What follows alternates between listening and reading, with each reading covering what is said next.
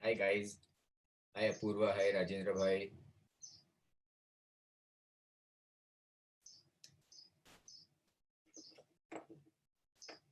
We're waiting for Kshitij to join and we'll start. Actually, it's 12 o'clock, so we'll start. I'm guessing Kshitij must have joined. So I'll start recording, Harshal, and I'll start sharing the screen. Welcome to the 11th webinar of our scoliosis, what we are now calling the Indian Scoliosis Group webinar. We're going to today talk about something that's quite different, and that is sagittal balance in adult scoliosis. It is not particularly an area of my interest, but we have an expert on board. So my job is actually to reveal what we don't know about this condition, and it's very easy because I really don't know much about this condition. All I can tell you is that we've been through, a kind of a life cycle. So in my life cycle, I've been doing for the last 20 years lumbar fusions. And take this for example, an adult scoliosis with lumbar canal stenosis, operated with a standard posterolateral fusion and decompression. And at 8 years, she stays put. Here's another one, high grade, not a high grade, but a moderate grade spondee, reduced, again a 10-year follow-up. So the question that we ask the current set of people who make a big deal or a brouhaha about sagittal parameters is that, look, we've been doing these surgeries for years on end. So why are you coming and messing around with our minds with all your angles and all the the new fundamentals that you're trying to ask us to relearn? Because I can assure you, 15 years ago, people were not talking about sagittal imbalance and people were not talking about angles, and no one even knew these terminologies. So the big question in our mind was that if our results speak for themselves, then why are you hassling us with all your terminologies? And then you go back to that one case that that just pull the rug under your feet, kind of. So a standard spondylolisthesis, degenerative, well done TLIF. This is a case from our unit. The story started within an extended group, but this is not a case from the textbook. Just to give you the realism of the problem. And after 3 years, she developed an asymptomatic ASD. Okay, it happens. That's how we convince ourselves. And however, she started getting symptomatic, and this is how she presented in 2007. I want you to go through all the images because this will be the clue to a lot of things that will be spoken later by Dr. Kshitij Chowdhury. So we extended the fusion, going one level higher. Again, we thought it was a smart surgery. Lumbar, the rods were lordosed, interbody cage to give the lordosis in the lumbar spine. But sure enough, within a few years, she started developing adjacent segment degeneration one level higher. So that's ASD number 2. This time it was 2013, and we were better equipped with the story of lumbar parameters, and we got a full spine standing scanogram, and we tried to calculate angles. We took everything into cognizance, and gave her a nice looking spine with a PSO done at the upper level like the Americans do. And we thought that we had nailed it, only to find that within 6 weeks she developed a PJK. She fractured the bone on the top, and she started toppling over. With this, she developed a neurology, and she needed this kind of a construct. We call this the Ambani building.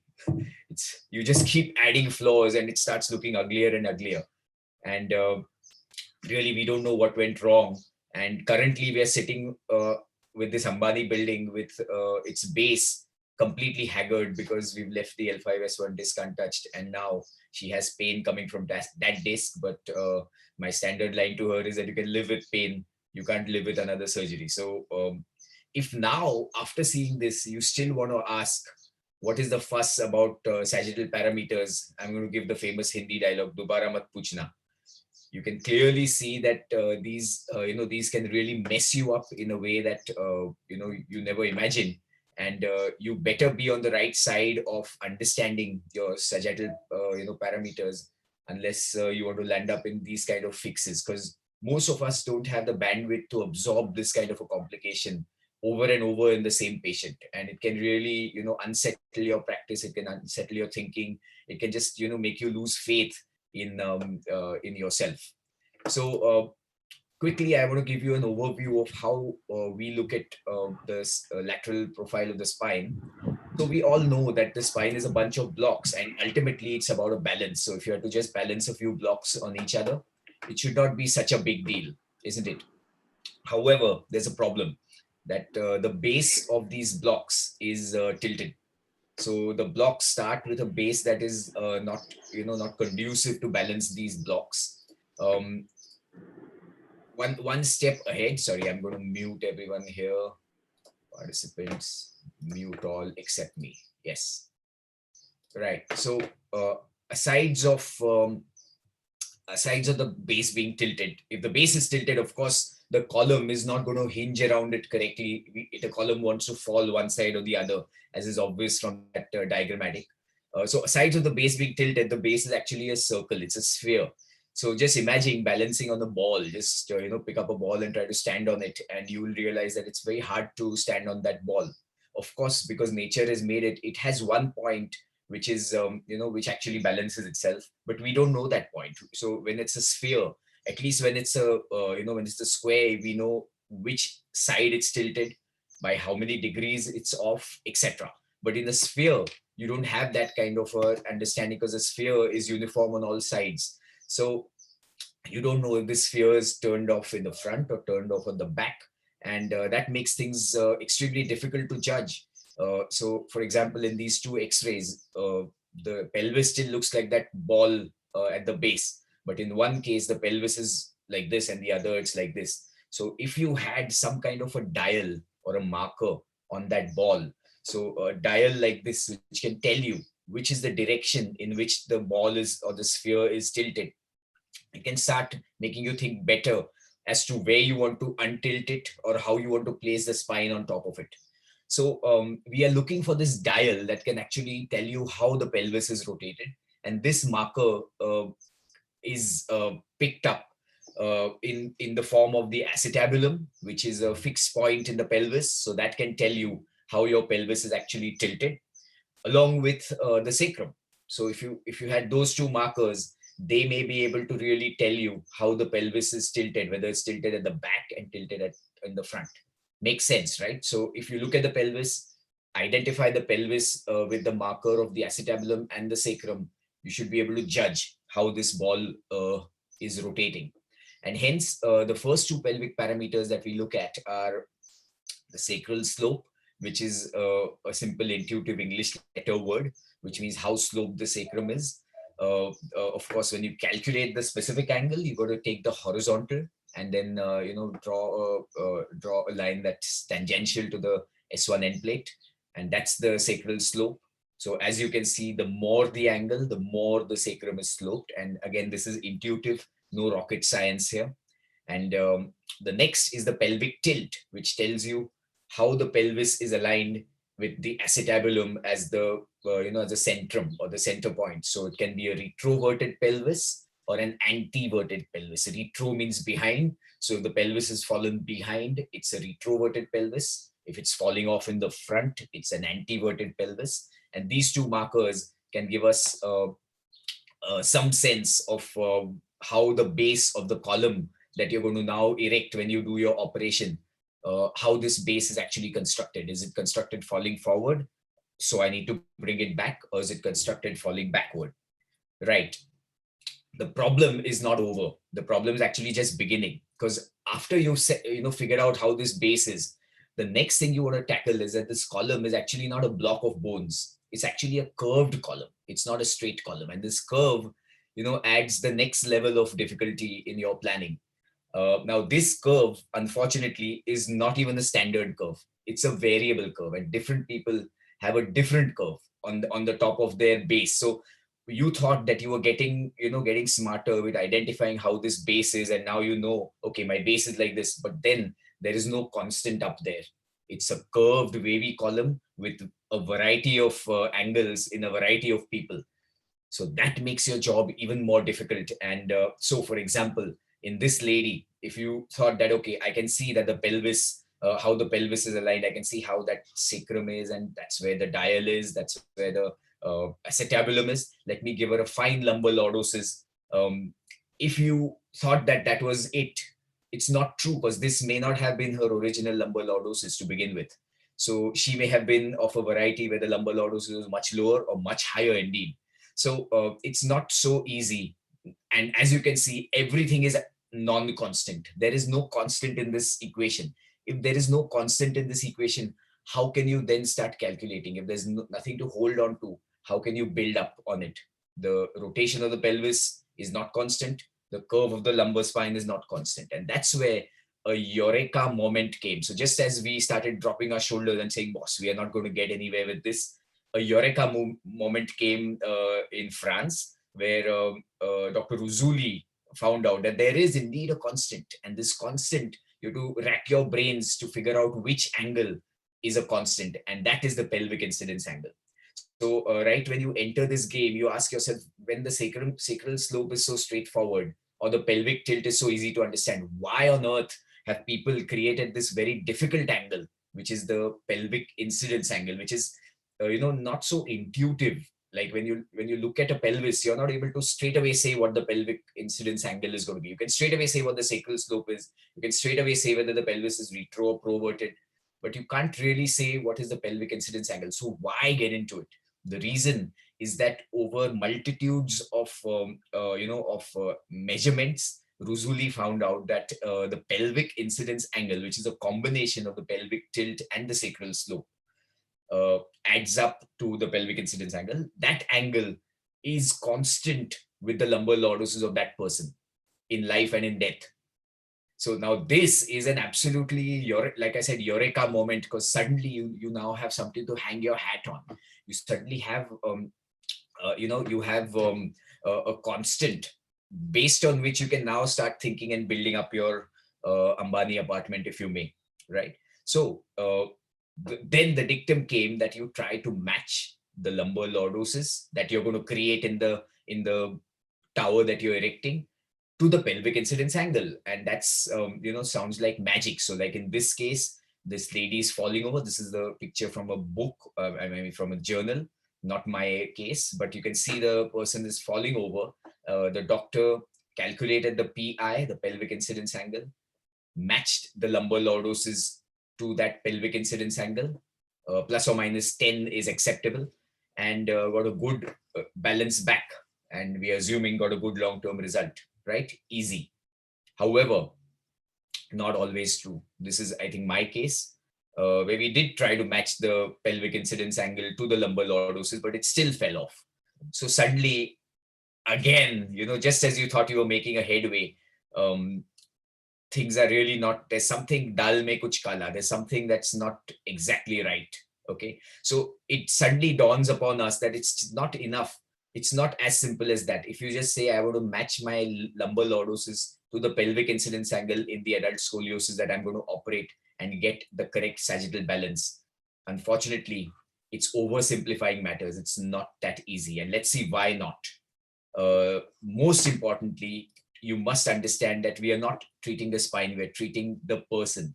And the person has a multitude of compensatory mechanisms. So your spine may look great on the X-ray, but the person may have a problem. So quickly, I'd like to take you through what these compensatory mechanisms are. In a normal spine like this, when the lumbar spine starts flattening off, as you can see in the picture 2, When this life is a kyphosing event, the lumbar lordosis starts to kyphose, and that is the disability that your patient with adult scoliosis comes to you with. Right at the top, we must understand that adult scoliosis is actually adult kyphosis.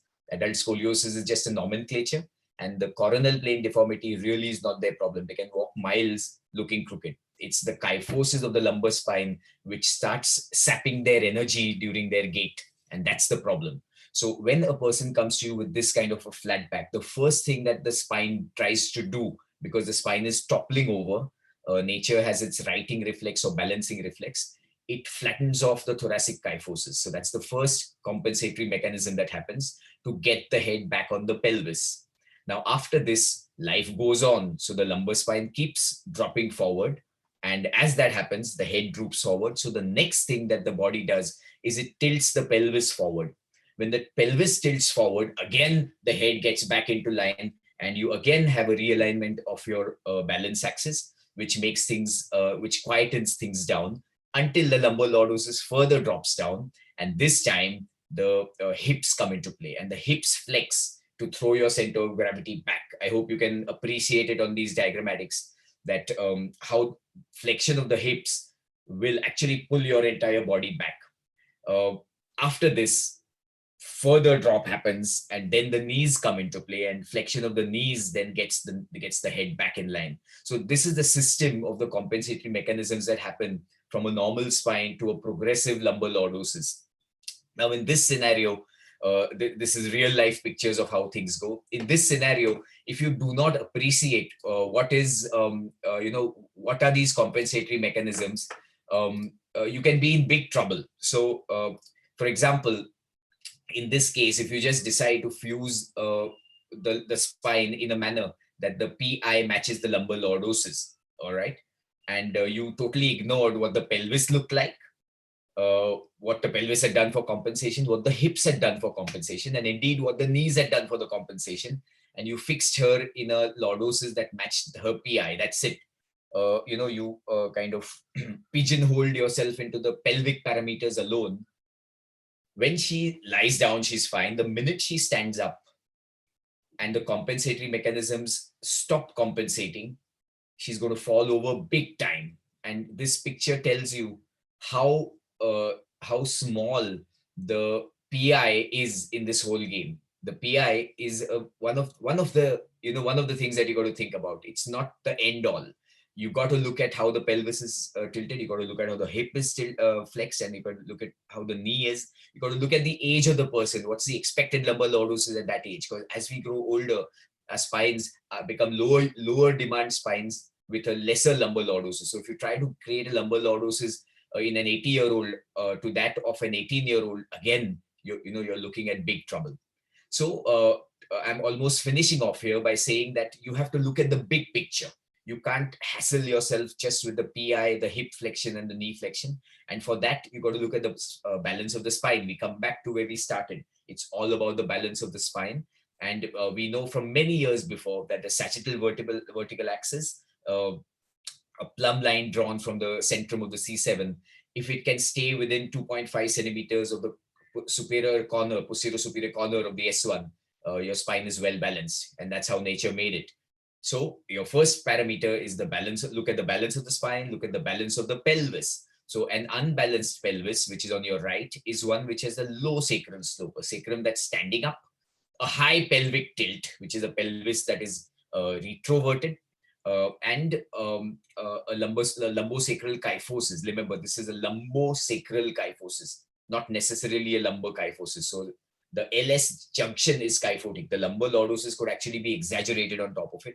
On the other hand, the pelvis on your left, which has a high sacral slope, a relatively low pelvic tilt, and no LS kyphosis, is a balanced pelvis. So you have a combination of a balanced pelvis and a balanced spine, an imbalanced pelvis with a balanced spine, and imbalanced pelvis with an imbalanced spine. And the last one, which is an imbalanced pelvis with an imbalanced spine, is really your bugbear. And that's where all the problems begin. And which is why you'll have cases on cases, like I showed you right in the beginning, where you've not really thought about the sagittal parameters and you've fully gotten away. because this is a case where there's a balanced spine at the end of the day. You miss looking at the pelvis, but the spine is balanced. So a very small group of patients in the end turn out with unbalanced pelvis and unbalanced spine, and these are the ones which will stab you in the back. And in these, if you do not if you do not care to look at to assessing the sagittal balance, you're going to fall flat on your face and your surgery is going to turn out bad. So look at the SVA, look at the pelvic balance, and look at the compensatory mechanisms. And our realignment principles are then to get the SVA in line, to get the pelvic tilt in line, and finally get a lumbo-pelvic harmony. So it's a combination of all three. And it has been shown in articles across articles that if you do not get this right, your chances of ASD or PJK can multiply threefold or even more. For example, in this case, this is our case where we did a little to restore lumbar lordosis, but even the most junior amongst y'all can see that this lumbar lordosis is not really corrected the way you'd like it to be, or the way it should have been. And definitely it's not matched with this very high pelvic incidence angle that this patient had. And sure enough, he falls off, and you can see a significant PJK that's happened in this guy because of a poorly calculated angle. So you've got to match your all your parameters. And to conclude, I'd like to say that when you're actually estimating your angles, look at what is the PI, look if the spine is balanced, and keep your eyes open for the compensatory mechanisms, and finally the age and the expectations of the patient. Thank you so much. I'm happy to take questions, as I'm stopping to share screen and I'm inviting Kshitij to take over. If there are any burning questions, comments, or anything else, please ask. Otherwise, Kshitij, it's all yours.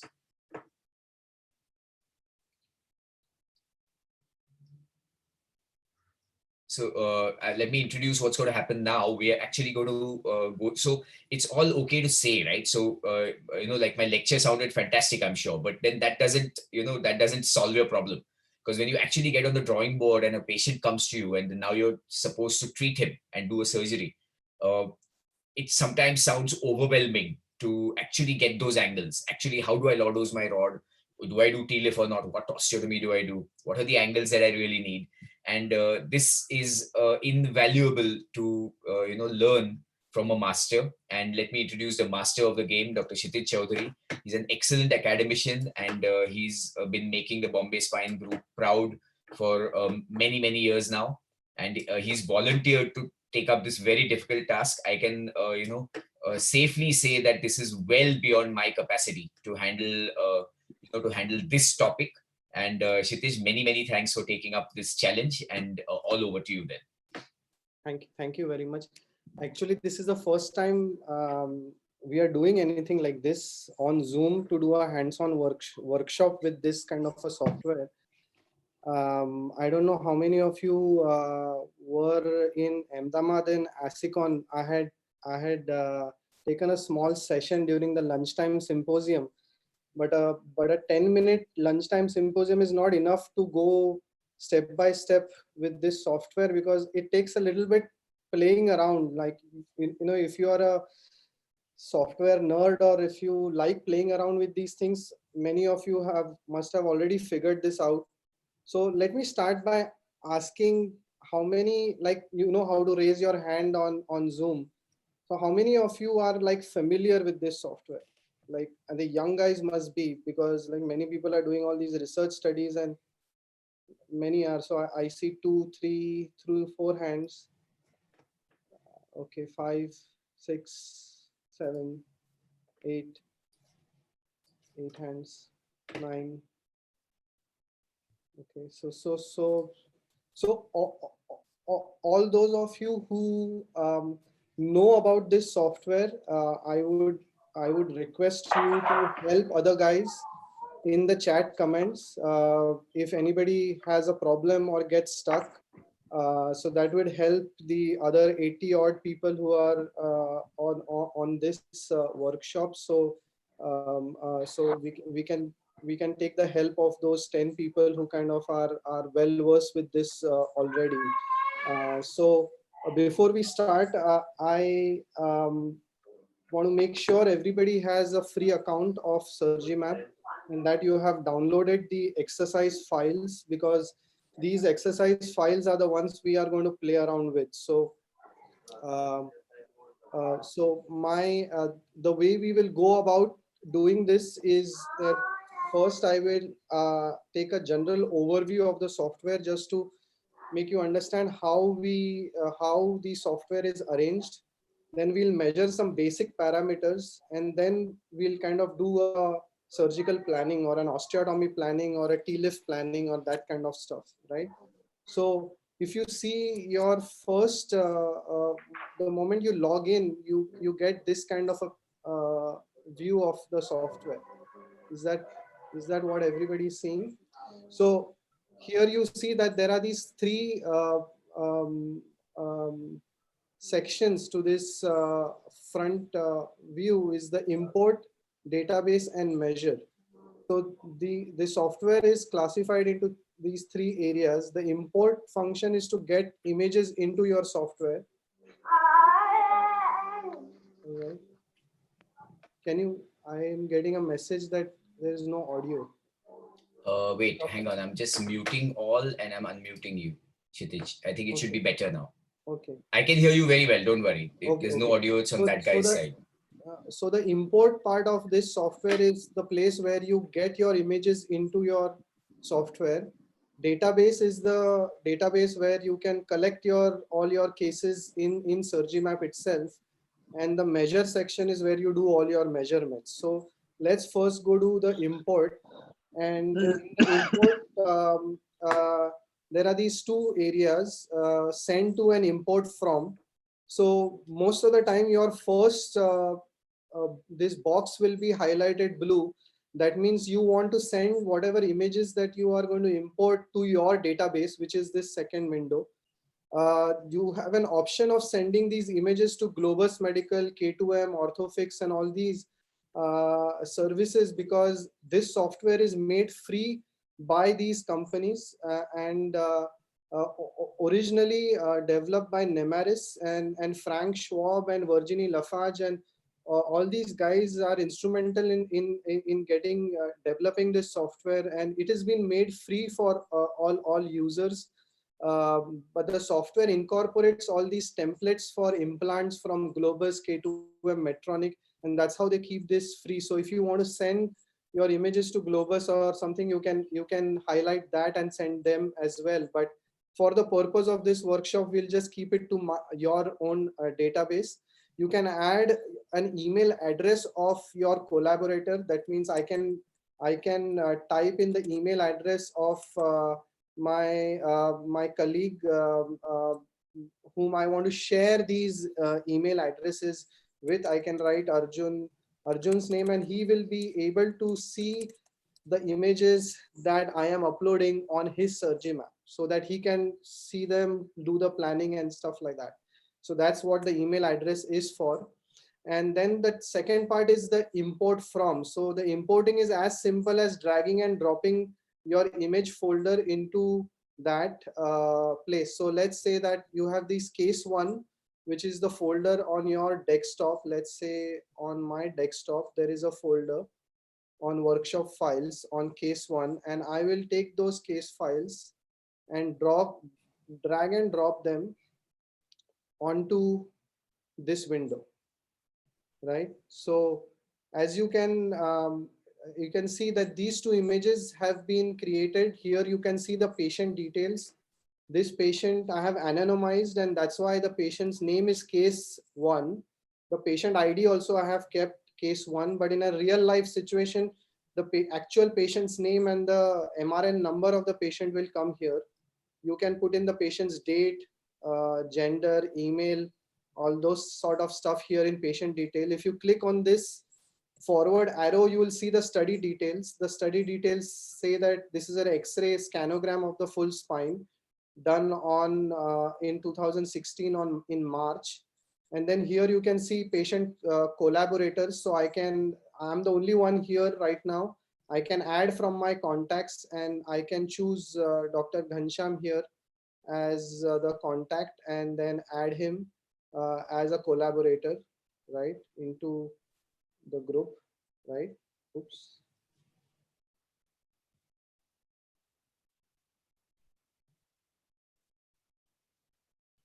So you get what you mean. You get what I mean. So you can add collaborators here, and then finally at the end you say import. So when you click on import, these two images with whatever details that you have mentioned here would go into the database. Means you also have the option of changing these details, but we'll do that inside the database. So for now, I'm going to click on import, and those two images have been imported into the database. So let's go back and take the second folder as well. Now this second folder as compared to the first folder, and many of you must have noticed that uh, the first case had .dcm files, and these .dcm files are DICOM images. These are the images that you can directly copy off the CD or off from your PAC system. These are not JPEG images. And DICOM images essentially have a lot of information attached to the image. That means they will have the name of the patient. They will also have certain information about the size of the patient's X-ray. So you can actually do measurements in centimeters and inches on DICOM images, whereas in JPEG images you can't do those measurements in centimeters because the computer does not know how many pixels in JPEG is equivalent to how many centimeters. So you know what I mean. So in JPEG it is just you will have to define that distance, whereas in DICOM images, which you can obtain from the packs or from the CDs directly, this information is encoded into that image. So whenever you are doing any planning, ask from the radiologist that you want DICOM images. You don't want the X-ray films. You don't want them as JPEGs. You want them as DICOMs because it will make your life very easy. So let's again take this second folder and drag it into this drop area. And then here I am getting these JPEG images. It is asking me whether I want to name this patient differently. Now you notice that here the name case 2 doesn't come automatically because as with the first patient, the name of the patient is not encoded in the JPEG images. That's why it is going to take any random number here. That's why for the sake of convenience, I'm going to rename this as case 2, and I can create any random digit as a new ID of this patient, or I can change the ID as case 2 just to keep uniformity. I know the gender of this patient is female. I don't know the birth date. Study details, I'm going to change to saying that this is an X-ray lumbar spine in the standing position. It was done in 2016. And okay, so that's it. And I don't want any collaborators. And then I hit import. Correct. Now my second case has been imported into the database. Right. So now I'll go back to the third case, do the same thing, and import the third case into this. And again, here this information is already there. And now instead of saying import, I'll say import and find in database, which means that by clicking this, my database is directly going to open. So this is the database window, which shows that I have imported 3 cases into my database so far. So I will stop here and make sure that everyone is on the same page and has already imported all their 3 cases into their own databases. So And if I'll you have pause any here and questions, please ask at this point. Sorry, yeah. No, just if there are any questions or doubts, please ask at this point. Yes. Sir, in my Surgimap, there is no send to. It's just import from. Say that again. Arshad, your volume is not good. Sir, in that import section, there is no import to. I mean, there is only import from. No, there is nothing import to. It is export to. So the that way is it works is import and export. export Right. to So it is export to. No, this window is only import. We'll worry about exporting at a different time. Sorry. There's no send to that my database, Globus, the medical K2M, Orthofix. Those options are not there. If you have the latest version of Surgimap, it will be there. Same 2.3.2, the same one which is showing on your this thing. There's a difference between Windows and Mac. There is a difference between Mac and Windows. So I have no idea. Mine is working on. I'm using MacBook, Mac. So let me see what my version is. My version is on Mac. Well, Surgimap 2.3.2, but it's on Mac. Yeah, same. So, I'm using Mac. Yeah. so forget about it. We don't need to send images to Globus and K2. Just copy it on your database. Okay. Don't worry about the collaborators also, because that's a different layer altogether. So maybe we can do that at a different time on how to have a team seeing the same images for surgical planning. So we'll leave that for a different day. So forget about collaborators. Just try to get your images into your database. It's done, sir. Yeah. Yeah. In Windows, Unzip. Make sure that you unzip if you have downloaded from Zoom. You will have to unzip them before you import them. In Windows, Yeah. hello, can you hear me? Yes. Yeah, in Windows, I can only see the Surgimap, this thing. Then there is nothing like import and anything. What you show me on the screen is not seen on the Windows, this thing. So, okay. I've been trying since it is yesterday being evening. seen on Windows. Yeah, I've been trying since yesterday evening. So keeps on- let's do one thing. I am going to quit my share. Share your view. Yeah, and now it's just a moment. Share your view. Yeah, I'll Just try. anybody with Windows share their view, because I don't have a Windows software. So.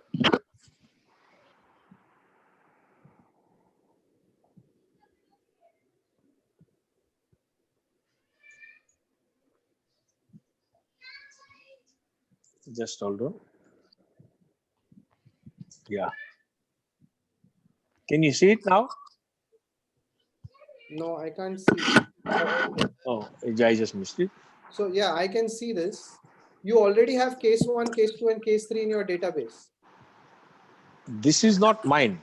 Whose is this? Oh, okay. This, I don't know who this is, but this is Nilesh B. All right. So Nilesh already has these cases. Let's look at Dr. Rajendra's screen just to make sure. Mine keeps on telling me this program installs incorrectly, or every time I'm trying it, it just keeps on telling me this program keeps on installing incorrectly. And Okay. finally, are you on a different Zoom? It means just point your phone to the Zoom, because right now I'm not able to see your screen. Zoom. I'm not in the Zoom on my mobile and not Correct, on correct. my. Just point the phone camera to your screen. I can see some notebook there instead of the computer screen. Just point your phone camera to the screen. Okay. So your Surgimap is not open yet. That's what I'm talking. Every time I'm trying it, it just reinstalls incorrectly. Since yesterday evening, we have been trying. Unfortunately, finally, I succeeded, and I'm just getting a plain screen. I don't know, some incompatibility issue, I guess. Okay. Tried using a different computer or something like that, because okay.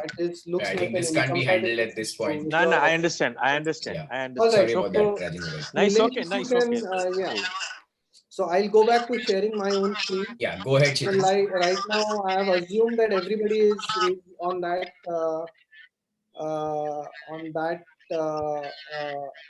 database window, and they have these 3 cases loaded onto them. So just to orient you to this screen, this screen, this is the patient tab. You can search if you have a very long list of patients in this. You can search for your patient by typing here. You can say case 3, and it will show you only that case. So this is helpful if you have just too many cases in your database. Right now, we don't have any. So you can use this as a primary means of storing your image collection. So that is this software is good for that. So let's go to this first case here. If this first case is selected, it is showing you on the side the information about this first case. Here, I can see that there are thumbnails which show that this first case has 2 images. I can make it large, I can make it Excel, I can make it small. I'll keep it at medium. here the second tab, if you click on this forward arrow here and press down, this second tab opens, which shows patient details. Now here I have the opportunity of changing this patient's name to say Madhuri Patil, right? And I can give any fictitious name to this and or a real name to this, and fill this information to whatever extent you know about it. You can put patient's email, birth date, patient's age, and this done at your hospital, whichever hospital, if you are doing at multiple places, referring room का doctor. बंद करेंगे डेसन. I think we should mute all, doctor. I mean, I can put the height and weight of this patient, saying that this patient is 150-60 kilo. All that information here, I can write that this patient had right-sided lower extremity radiculopathy for 6 months, SLR positive and stuff like that. I can put a diagnosis as adult idiopathic scoliosis, right? So it is basically, it's an adolescent idiopathic scoliosis that's presenting as adult. So you can put that, you can put a lengthy classification. So clinical data essentially is information about this case, and this is important when you are sharing these cases with your fellows or colleagues, so that they can go to through this clinical data and find information about this patient, right there and there itself. So, and then here there are, you can add patient collaborators, and here I can hit save. So let's say save, right? So that's it. So here you can see this patient, I have changed the patient's name, diagnosis has come here, and then I can do the same thing for case 2 as well. So this is the first patient, and you can play around for a while in the database to see how you can edit the patient's data and information. So I hope everybody has gotten hang of this database window, right? So I think somebody, Dr. Nene, monitor the chat, because I can't see the chat. So if anybody, yeah, I'm looking at the chat, and if there's something that is specific, I'm going to get it back to you. Then we can. No, we are not running behind. You take your time. This is a very important part, and don't look at the chat. I will handle it. Okay. So that's what the database window does. It allows you to put in information about the patient for you to see, for others to see, if you are sharing this on cloud. Now Surgimap provides free cloud space up to 2 gigabytes. So you can easily share these images with your colleagues, fellows, so that this information, this clinical data information, is important for that kind of information. So let's move on to like these other tabs here. I have not explored it, but like this dashboard means that I have 3 patients in my database. There are 4 studies, 6 series, 9 images, whom I have shared the cases, my team players, cases by diagnosis, cases by procedure. They get classified here. I can see I can schedule cases, upcoming cases I can see here, so that your team members can see that I have an upcoming case on the 22nd, and you know, see that kind of stuff you can do here. So let's not make it complicated and stick to just understanding the patient and the measurement tool, and go into this collaborative effort at a later date. But let's jump into this first case. I have selected this first case and I've said open, and then it opens into this measure window, which is the third window of Surgimap.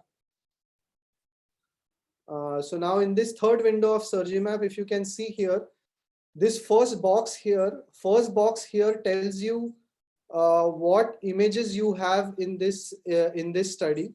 I can see that I have 2 images in this study. One is an AP view and other one is a lateral view. So that's the first window.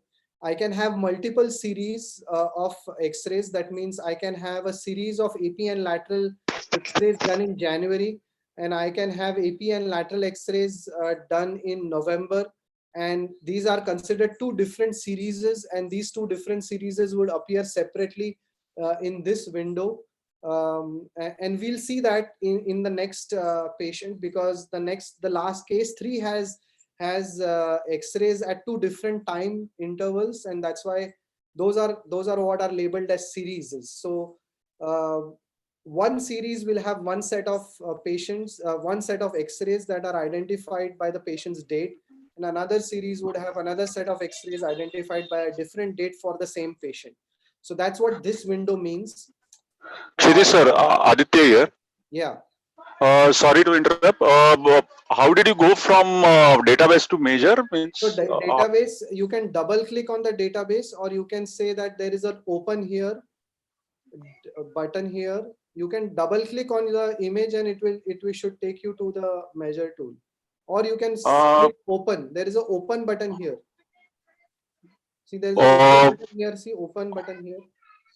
I think it's different in Windows. Aditya sir, click on the three vertical dots. Okay, You'll so have 3 an vertical option dots. You can see the 3 vertical dots. Okay, open. Yeah, open. Yeah.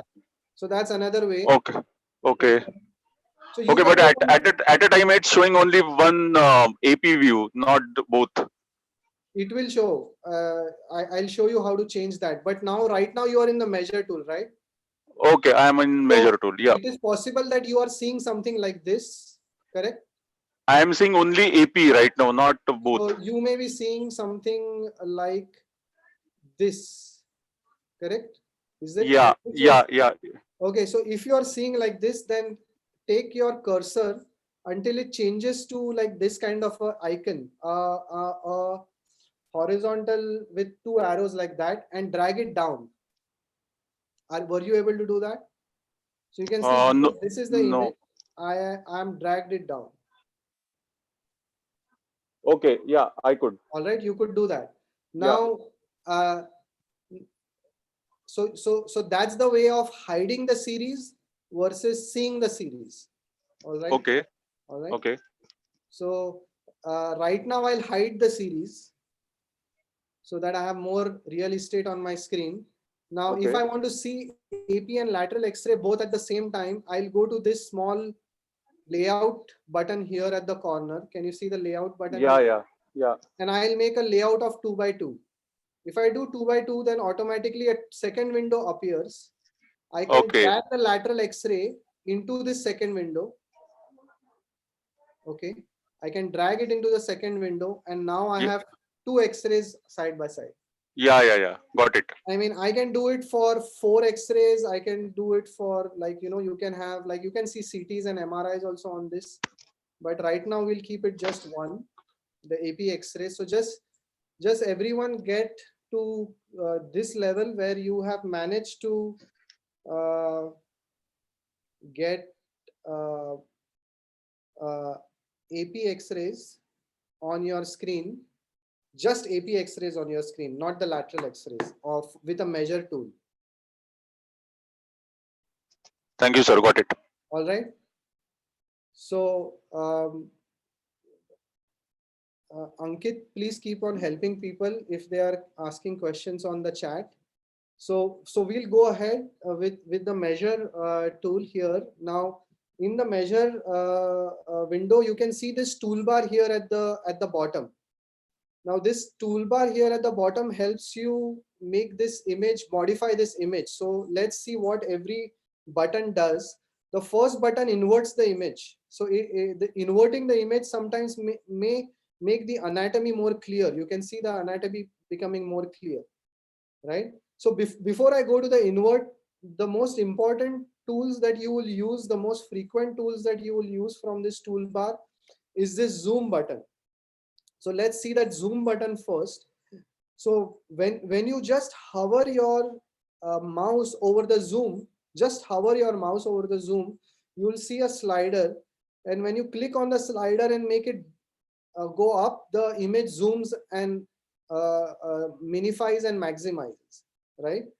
So if I say I zoom it here to this magnification, how do I go to the pelvis to see the pelvis? For that, you need to see this window, the mini map. This is called the mini map. So in the mini map, you have to go and bring this white small square window to the area of the pelvis. So that's how you pan. This is called panning an image, right? So this was zooming an image, and this was called panning an image. These are general like tech words used for modifying or manipulating the image, zoom and map. So now if anyone cannot see the mini map, then what you do is right click on your image, and you'll see a contextual menu pop up like that. And in that there is a minimap on and off. So if you say, like, if I do minimap off, my minimap will be off. And if I do it minimap on, then the minimap will get switched on, right? So that's how you do the minimap open and on. So these are these two things, the zoom and the minimap are the most common things you will use here. So everybody should get a hang of it. Without this, the measurements are going to be really difficult, because on a full spine X-ray like this, if you are keeping at this magnification, you will not be able to see the anatomical details very clearly. To see the femoral heads and the anatomy clearly, you need to be able to zoom the image. So you zoom the image to the pelvis and get your minimap down to the sacrum. I've zoomed a little bit too much. All right. So just make sure that you are just getting only the pelvis around here. Right. So now let's go back to the first one. First one is that invert, means it might make, for some images, that invert button might make the images appear better. This I think is the exposure. Like this makes it darker exposure. This makes it brighter exposure. This is the exposure. So I'll make it what is convenient to my eyes. This one is changing the gamma. I don't know what gamma means, but you can play it around so that, you know, it looks appealing to your eyes. This is contrast. So I can make the darker areas of the image darker, and I can make the brighter areas of the image brighter. And if I slide that, it will go the opposite. That's what contrast means. So just to give you an overview of how it looks over like that. So this is auto contrast. This is like that. And this button is automatic max contrast and minimum max contrast. So you can play around with this to judge whatever suits your eyes, and whatever you are comfortable with, you can choose that. So I'm comfortable with this. So this is that. These are the first few buttons are used to changing the properties of the image. This button is for auto level. One click and the software will decide what is the best kind of a picture for this. But you know, typically I try to tweak it to whatever level I find best, rather than allowing the software to do it. So that's about that. So then coming to this box here, this allows you to rotate the image. So there are these two small square, there are these two small triangles that you can see here. If you press on the triangle at the top, it will rotate clockwise. If you press on the triangle at the bottom, it will rotate anti-clockwise. And it will tell you the degrees by which it is rotating. This is rotating minus 10, 12, 13, 14, 15 degrees. And this is rotating the other way around. So this is not so much important for the AP view. This way, this will rotate it 90 degrees the other way. We really don't have to use this very often. This is flip vertically. If you have by mistake imported the image the other way around, you can correct it in the software. Many of the radiologists fit into the image, so that way you don't have to play around. So this will immediately get it to the correct size. So that's what this function is. And if I have really messed up with these contrast images and made it really bad image, I can click to this reset button and immediately go to the original image. So That's what this reset button does. It gets you back to your original image.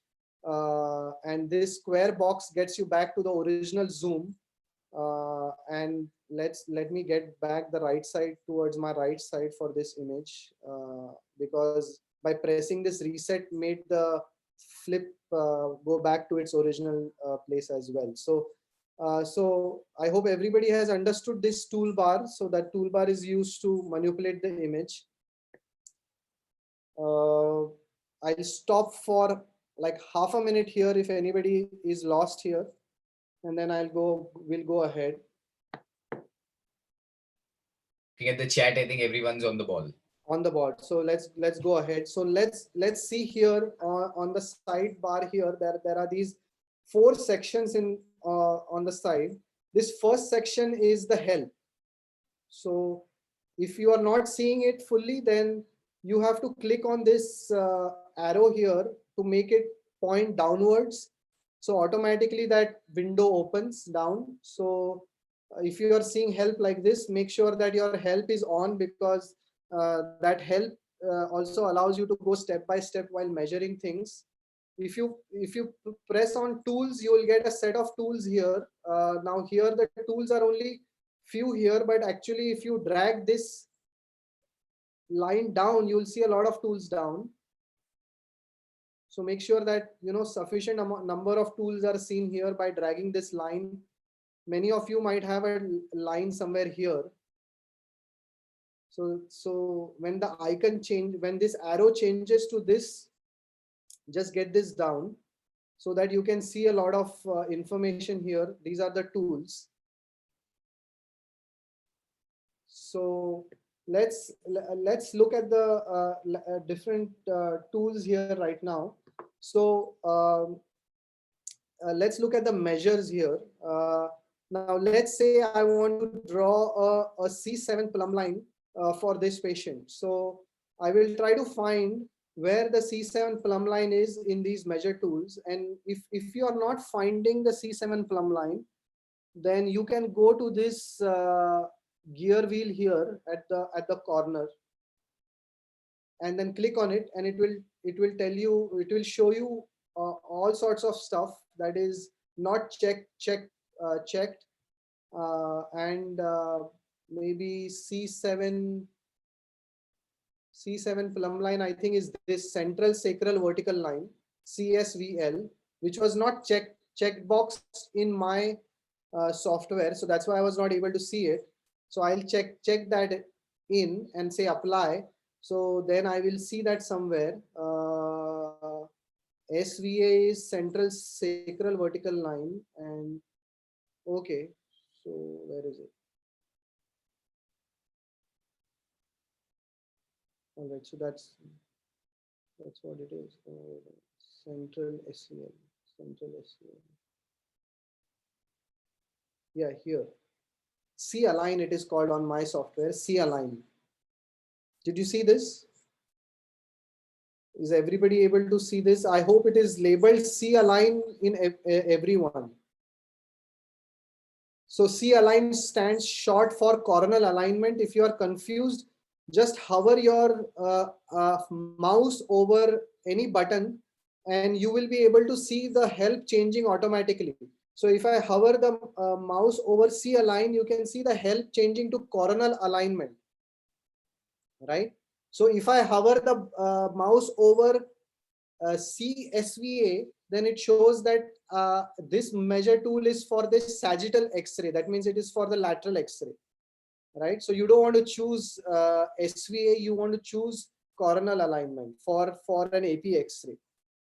All right. So when just hover your mouse and you will see the help. So if I hover the mouse on stenosis, it shows that I am measuring the stenosis. If you have that, if hover your mouse over cob, it will show you how to draw cob angles. We'll do that next. So let's click on C align. So when you click on C align, it is asking you to click the midpoint of S1. So let's do that first. For me to click on midpoint of S1, I need to see the sacrum quite well. So I'm going to make sure that I see it big, and I'm going to take my tool and I'm going to say, okay, I can see the spinous process of sacrum here, and I'm going to click there. So it makes this button here, and then I'm going to go to my mini map. Now the next thing it is telling me, after clicking the midpoint of S1, click on the midpoint of C7. So I'm going to drag my mini map to C7, and that's my C7. And I'm going to say, okay, this probably is my midpoint of C7. I'm going to make my second click on the midpoint of C7.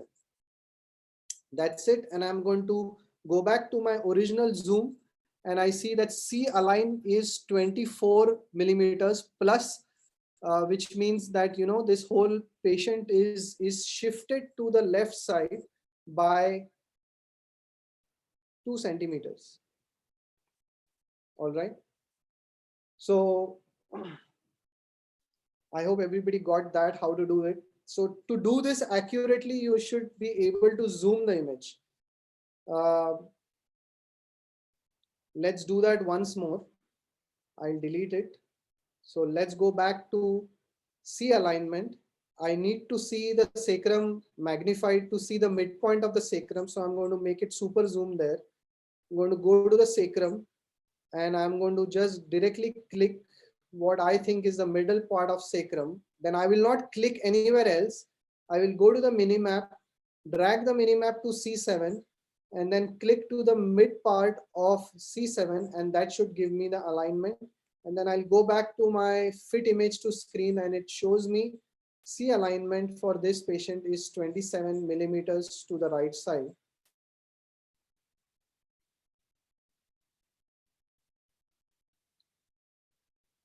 So I hope everybody got how to do C7 plumb line or the coronal alignment, right?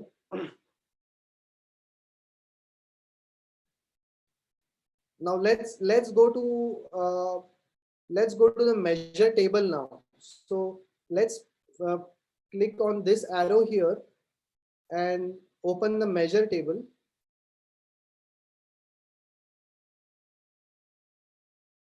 Should I wait for people to do C alignment, or we'll see the measure table? Again, the chat suggests that you're generally fine. Okay.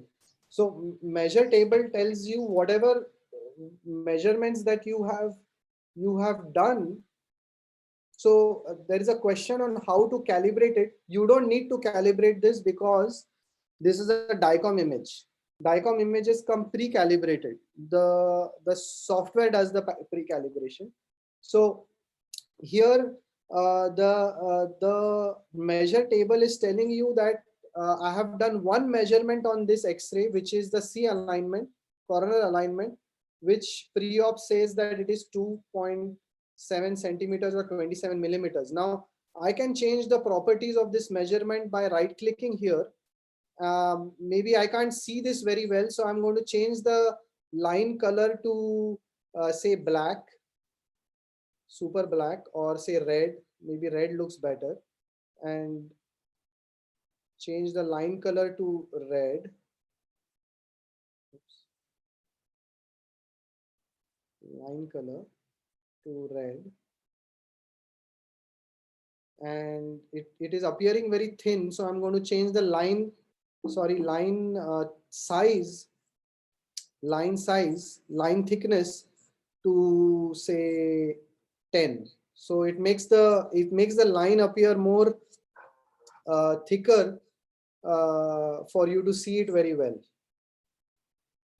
So you can change the line color, you can change the handle color, you can change the line thickness, right?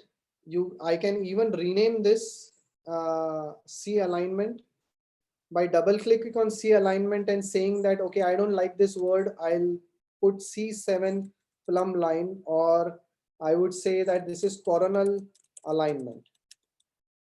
So I have renamed this measurement according to my liking, not the default by what the software is telling me to do. I have renamed this to coronal alignment by double clicking on it, and then it is allowing me to change it. If I right click on the measure, it is allowing me to change the font size. I can change the font size to 20 so that it appears larger on the image. I can change the line color. I can change the line thickness. All right. So that way you can change the properties of this here. So let's now measure the curve angle for this patient. So I will go back to the tools window and pull this measure table down because we don't need it to be so big. So let's see at curve here. So again, for me to measure this thoracic curve or lumbar curve, I need to get this reasonably in my view to see the end vertebrae, right? So I have zoomed it just for the lumbar curve to appear here, and then I'll click on curve and I'll click on curve and just follow the help here. So don't follow me, follow the help here. The help is telling you to click on the end plate, first end plate, upper end plate. So it is asking me to click on the upper end plate first. So let's see the upper end vertebra. Let's say it's here. I'll click the upper end vertebra here and then choose the lower end plate here. And then it gives me the curve angle as 97 degrees. So I'll go back to zooming this up. I can see, I can drag that measurement out here so that it can be seen very clearly. So that's the curve angle. It is measured as 97 degrees. And now I want to change this. I want to rename this as lumbar curve. I want to change the font size. I want it to appear a little larger. I want the line thickness to be larger, maybe 10. So 10 is easily seen. So I changed that to make it appear good on my photograph. It automatically saves this. So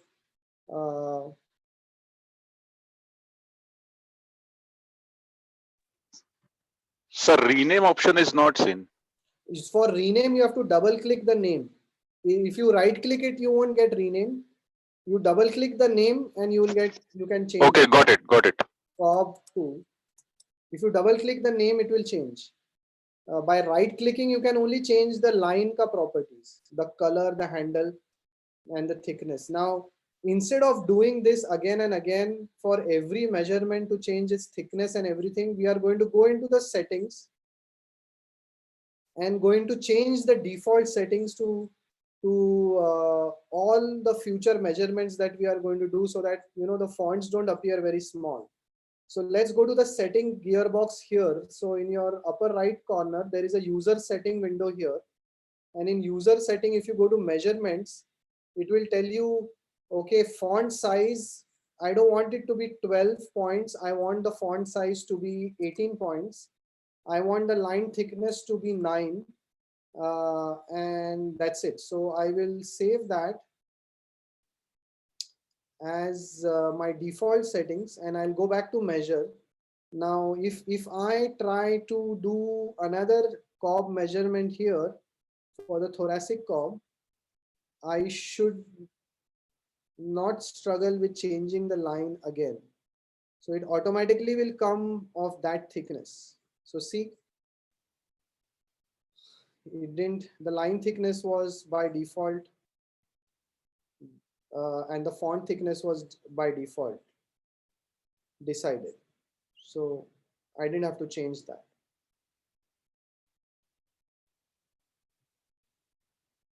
So I can change the curve 2 to say lumbar curve and the upper curve I can say thoracic curve or MT for short. Main thoracic is that, proximal thoracic, main thoracic, and lumbar curve. So use your own short forms. You can choose whatever you want. So that's about the measurements.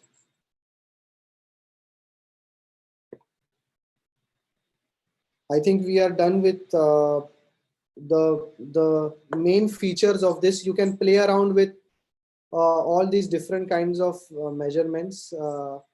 we will we will go.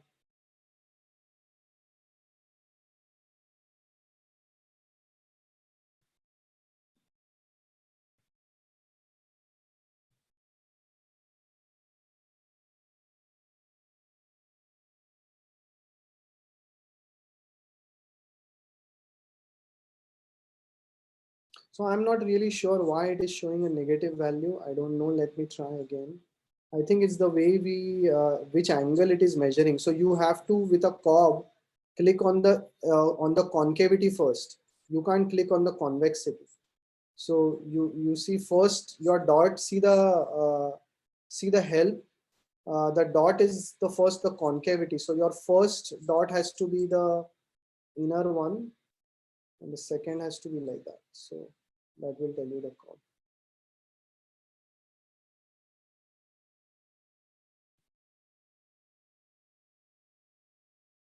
All right, so that's how it is. Maybe it's just a way of differentiating that this -1 is a left-sided cob and this plus number is a right-sided cob. So maybe that's the convention it is using. That's about it. So we will go to the next case. Everybody's done with this case. We'll shut this case.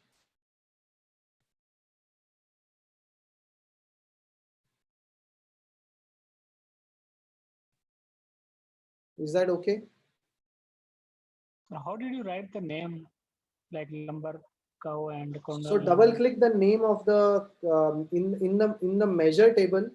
You are able to see the measure table, right? In the measure table, if you double click the name, it will change to writing whatever you want.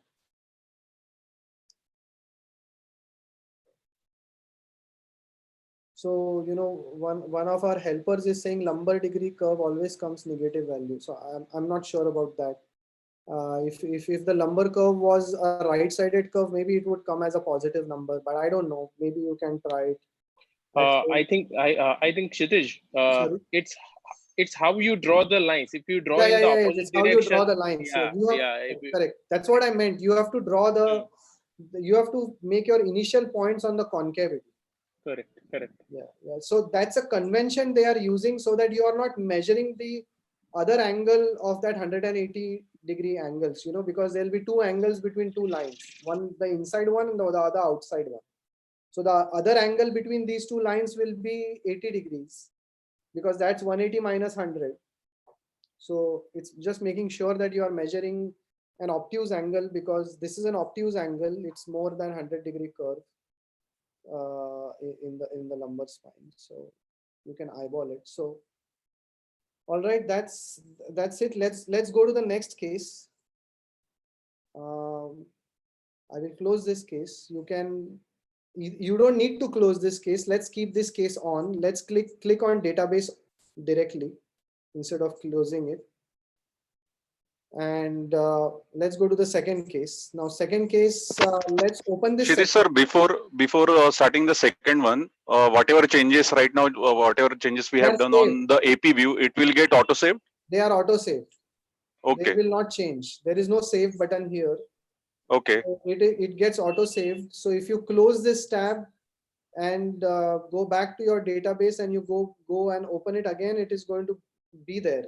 This is saved in your system permanently, and it has not damaged the image in the background. So if you want, you can make the measurements disappear and get the original picture if your fellow has drawn all these wrong lines and the image is spoiled.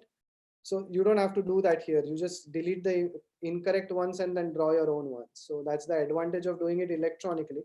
So let's go back to the database and go to the second patient here. The second patient is case 2, which is, remember that they were JPEG images. So here I'll open these images, and here you see at the top there are these two tabs. Madhuri Patil is the first tab. So I can immediately go to the first case. If I'm working on two cases at the same time, I can keep two cases open at the same time. But let's not do this one. I want to close. So I'll click here and it will close this tab. So I've closed the first case. Now this is the second case. Now this second case, let's see what the series shows. So drag this down. It just has one series, and one series has 4 images. All right. And these 4 images, if you scroll, you will see all the 4 images. So hover your mouse on the window here, and then scroll it with your mouse. You will see there are 4 images in this series. It was not like the previous one. So if you have imported JPEG images, which most of us will do in our practice, because many of us will not have an access to DICOM images. So these screenshots of computer images, when you import, they will appear like this. So when they appear like this, don't get worried that where these all 4 images have gone. You just have to scroll them, and they are like hidden here. If you click here, this circle here, this series of images will toggle to an image view. So if you toggle to the image view, then you will see all the images in this window. But if you toggle back to the series view, then it will combine all this into one series, right? So here, because this image format JPEG images doesn't have that information about dates and everything, it has just clubbed all these 4 images as one series with one date. So even though this X-ray is a pre-op X-ray done in May 2016, and this X-ray is a post-op X-ray done in, my computer is hanging. Okay.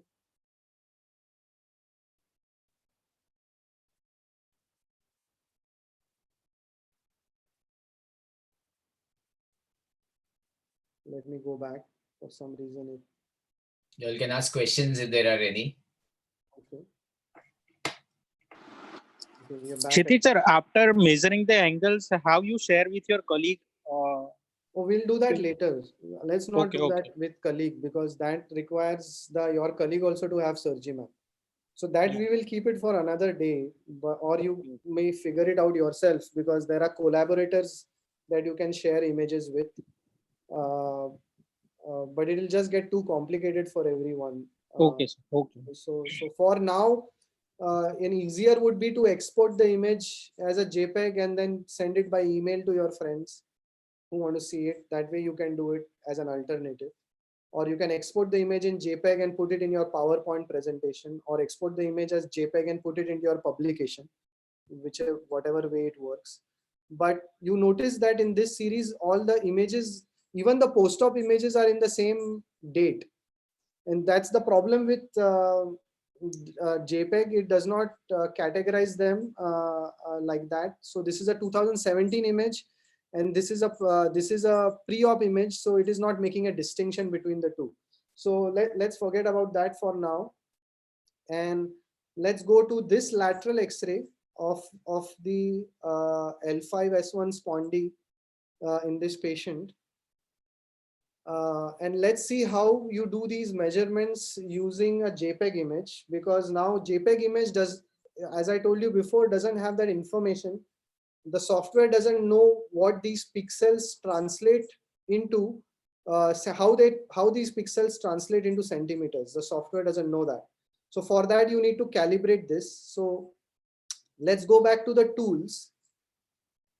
So here in these tools, you see in this first line, the tools here, the first tool here is calibrate.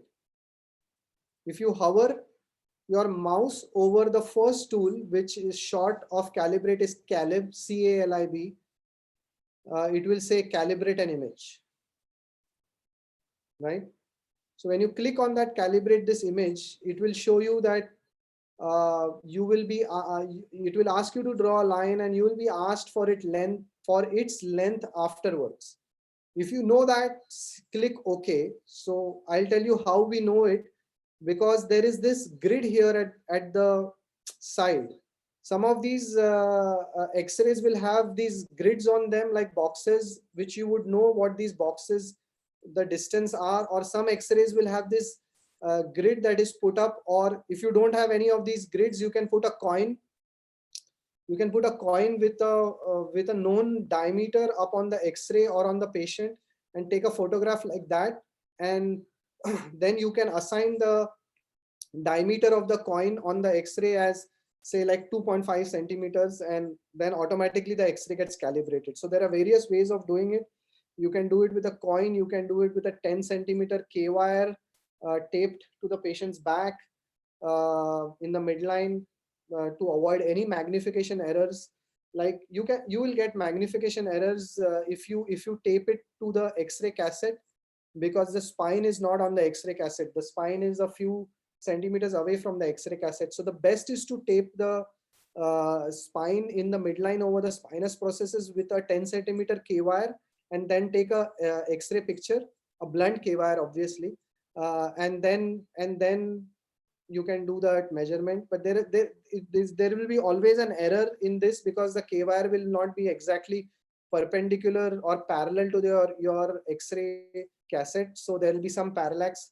So all these make these measurements, especially centimeter measurements on x-rays, inaccurate.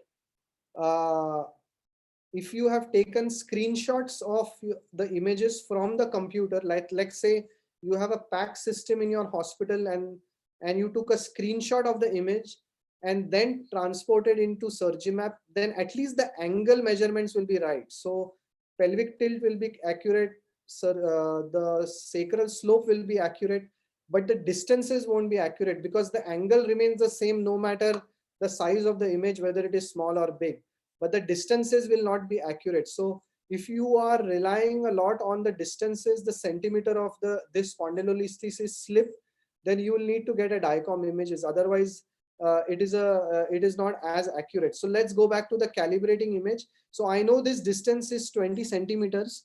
So what I will do is I will again use my zoom tool to get to the top of this line and click at the top of this button here. And then I will take my mini map panning to the bottom of this line, and then go as accurately as possible to the bottom of this line. And then it will ask me, what is this distance in millimeters? And I'll say this distance is 200 millimeters.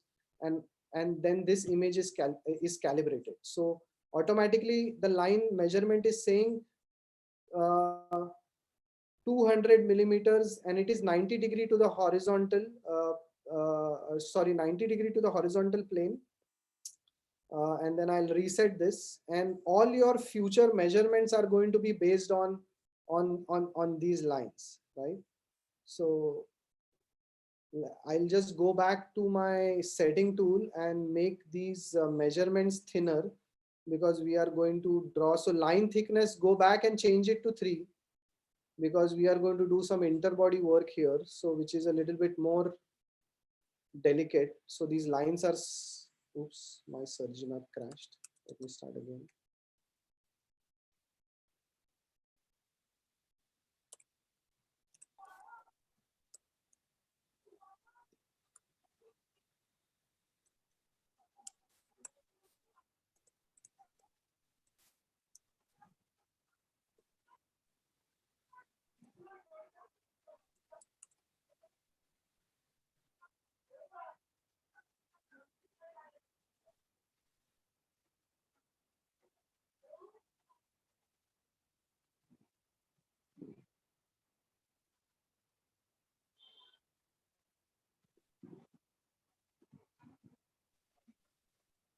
So I guess most people were able to do the calibration. For some reason, my Sir, can you just repeat it? Because when I did that, line 1 not calibrated, something like that, it's seen. Okay, so let's go back to the lateral X-ray.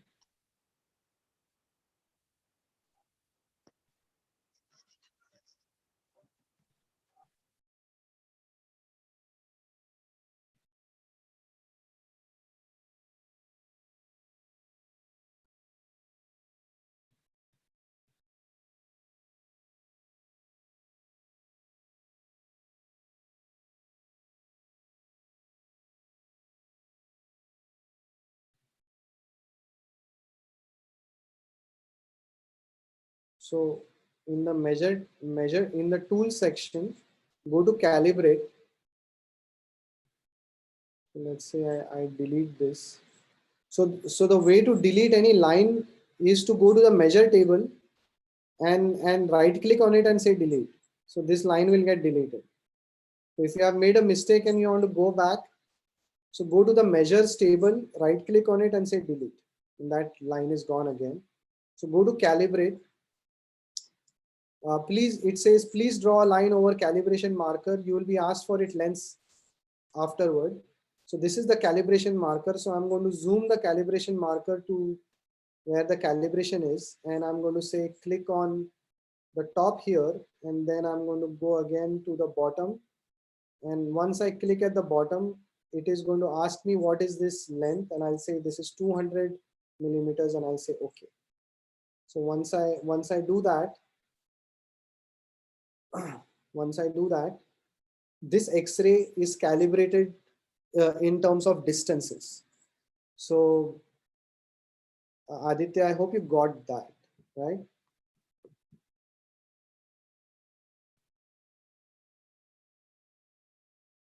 So let's do this spondylolisthesis measurement after this. All right. So let's get the spondylolisthesis in magnification here in the middle of your screen, and go to spondee. This one, spondee tool. It may appear differently on your computer. If this spondee tool is not seen on your computer, then go to this gear wheel here and click on that spondee tool. It may be somewhere in this menu here. If there is no tick mark in front of it, that's why you are not seeing it. So if there is no tick mark, check it and then it will appear here. So then once you click on this, make sure that your help is open here at the top, so you know what to do. So click on the spondee tool. Now the spondee tool is telling you to click on the inferior end plate, superior vertebra, posterior, anterior.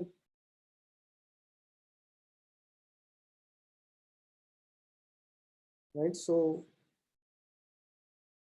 I will click first point on the L5 posterior inferior corner, second point on the L5 anterior inferior corner, third point on the sacrum superior posterior corner, fourth point on the sacrum anterior corner.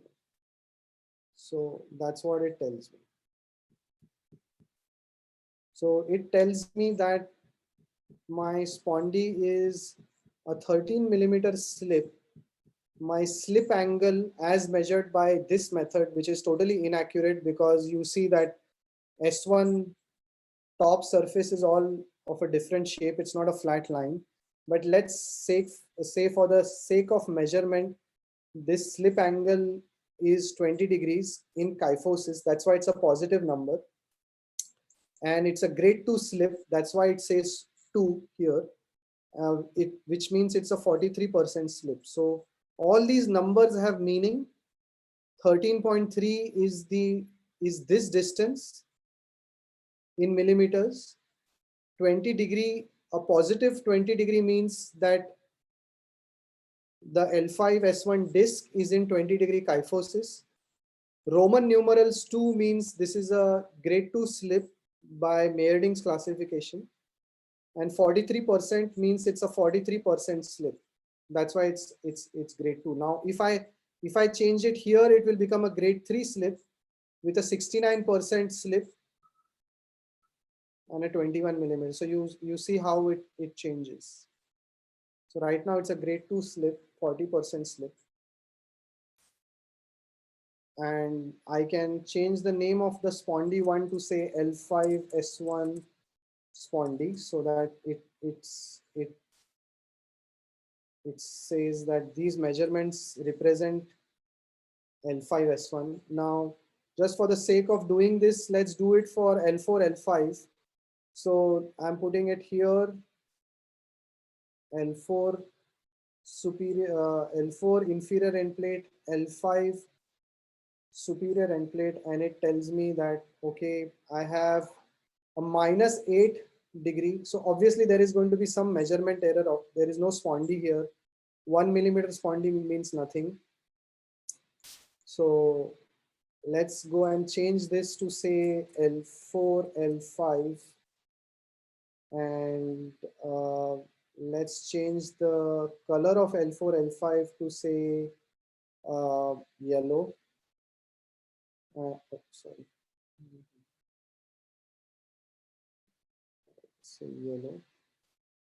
And so there you go. So here you can see L4, L5 is in -8 degrees, which means L4, L5 is in lordosis, and L5, S1 is a positive 20 degrees, which means L5, S1 is in kyphosis, and it's a grade 2 slip and a 40% slip. In different ways you can measure slips.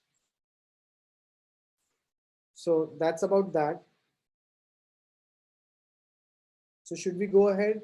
Ankit, is everyone okay with this whole thing? I guess so. On chat, everybody seems to. Everything looks stable. Either I am a very good teacher or nobody understands anything. So they've not all left for that, so you're fine. No, everything is clear. Shkitesh, go ahead. All right. All right. So let's delete these angles and let's see how you measure pelvic incidence. Right. So let's get it back. Let's get it back here to make sure that your femoral heads and the sacrum is in one view, and pelvic incidence is here. So the short form for that in the tools section is pelvic. Is pelvic. If you hover over it, the help shows that this is pelvic parameters. So click on it and follow the guide in the help. First thing it is asking you to do is mark the superior end plate of S1. So that's the first thing you are going to do. So superior end plate of S1. The second thing it is asking you to do is mark the femoral heads. So what femoral heads, you don't have to look at the center. Go from the edge of the one femoral head to the other, and then click the second one like that. So it automatically gets the center aligned, and you don't necessarily have to see the whole femoral heads. So here what it is saying that the current orientation does not match the identified landmarks. Why does it? Doesn't? I don't know. Maybe it doesn't know what anterior and posterior means. Anyway, for us right now, you can see the pelvic tilt and you can see the PI.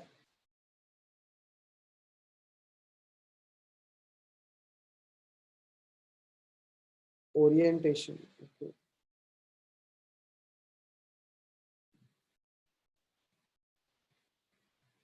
Yeah, the orientation has to change because you can see here on the measure table, the orientation says posterior anterior, which means this is posterior and this is anterior.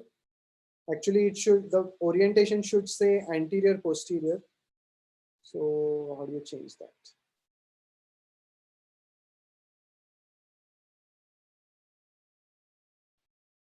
It's not allowing me to change it. So is there a tool somewhere? Anybody knows how to change the orientation? Because in the old version, there was a button here for orientation. Let me look in the wheel. If anybody finds out the orientation tool, just let us know. Kshitij, when I clicked on the PILL and started drawing the head, it asked you. That prompted me whether this orientation or that orientation. Okay, okay. So are you on Windows or on your Mac? No, I am on Mac. Okay, so let me try that again. I don't know, it didn't ask me.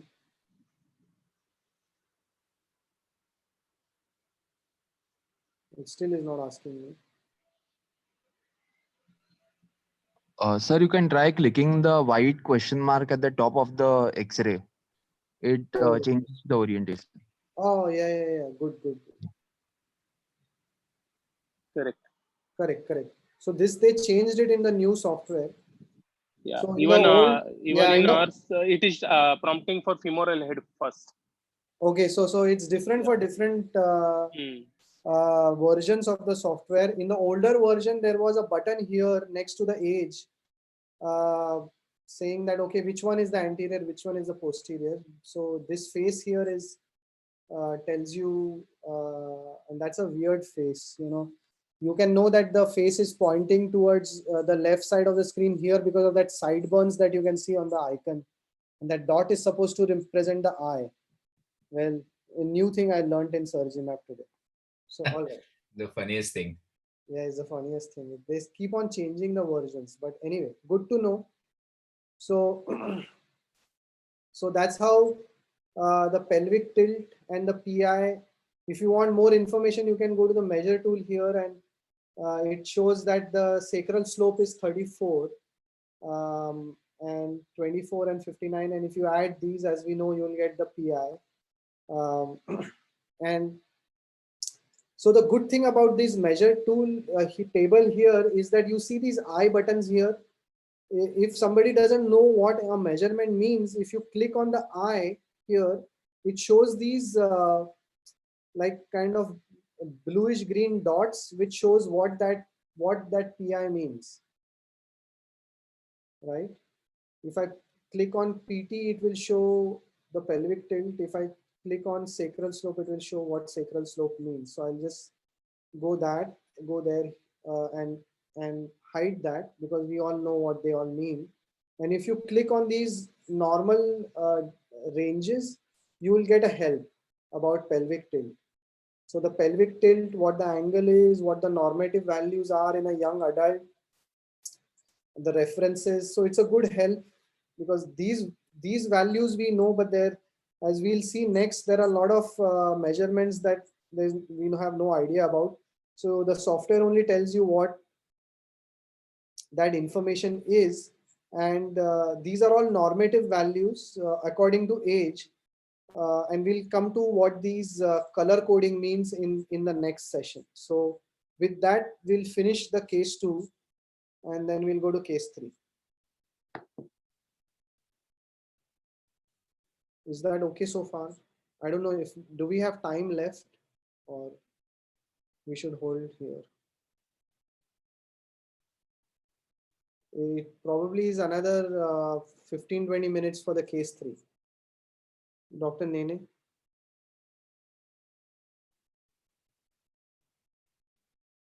Dr. Kshitij, can I ask a question? Yeah. How do you upload onto the cloud? Because the hospital uses on the Windows, and when I go back home, see it on the Mac. Yeah. How do you get the same files? Okay, so I guess we'll do that for a later date. Just because we are waiting, I'll tell you. You can click on these right buttons here and then say sync patient. Okay. There are these dots here, say sync patient. It will not automatically sync all your patients. You tell them to sync that patient, and that case will get to the cloud. Okay. So that case you share with collaborators or any other Surgimap, you'll be able to see that from your phone, iPad, or your browser window, wherever you log into Surgimap. So is it okay to go to case 3? Thank you. Yeah, I think we are totally good to go to case 3. Okay, so let's open up case 3. So now you can see that in case 3 there are these 2 series, because as opposed to case 2 we uploaded DICOM images. So in these 2 series we can see that there is first series from May of 2019, which shows only one X-ray, and there is another series from I don't know why the date is same. Or maybe it is I have the reason why this happened is because I anonymized all the data, so all the dates also went for a toss. So if you don't anonymize the data, then the dates will appear correctly with the name of the patient. But let's imagine that this is a post-op X-ray. A different date will appear here, and a pre-op X-ray, a different date will appear here. I anonymized the DICOM files just for patient privacy, because this is going to go online, that's why, or it's going to go to a wider audience. So let's go to this first image, which is the pre-op image. And I don't want to see 3 images here, so I'll just go to 1 image. So I'll get these. only this first pre-op image, a full spine standing X-ray of a patient.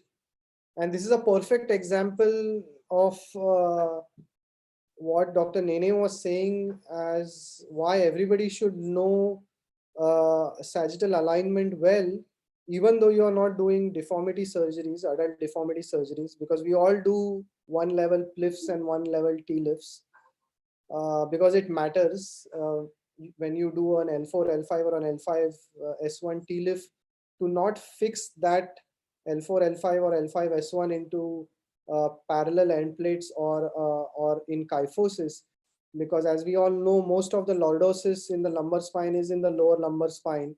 And if you fix L4, L5 or L5 S1 in a flatter alignment or frankly in kyphosis, in a very short time, the top segment or the bottom segment is going to go into adjacent segment degeneration. So let's look at this now.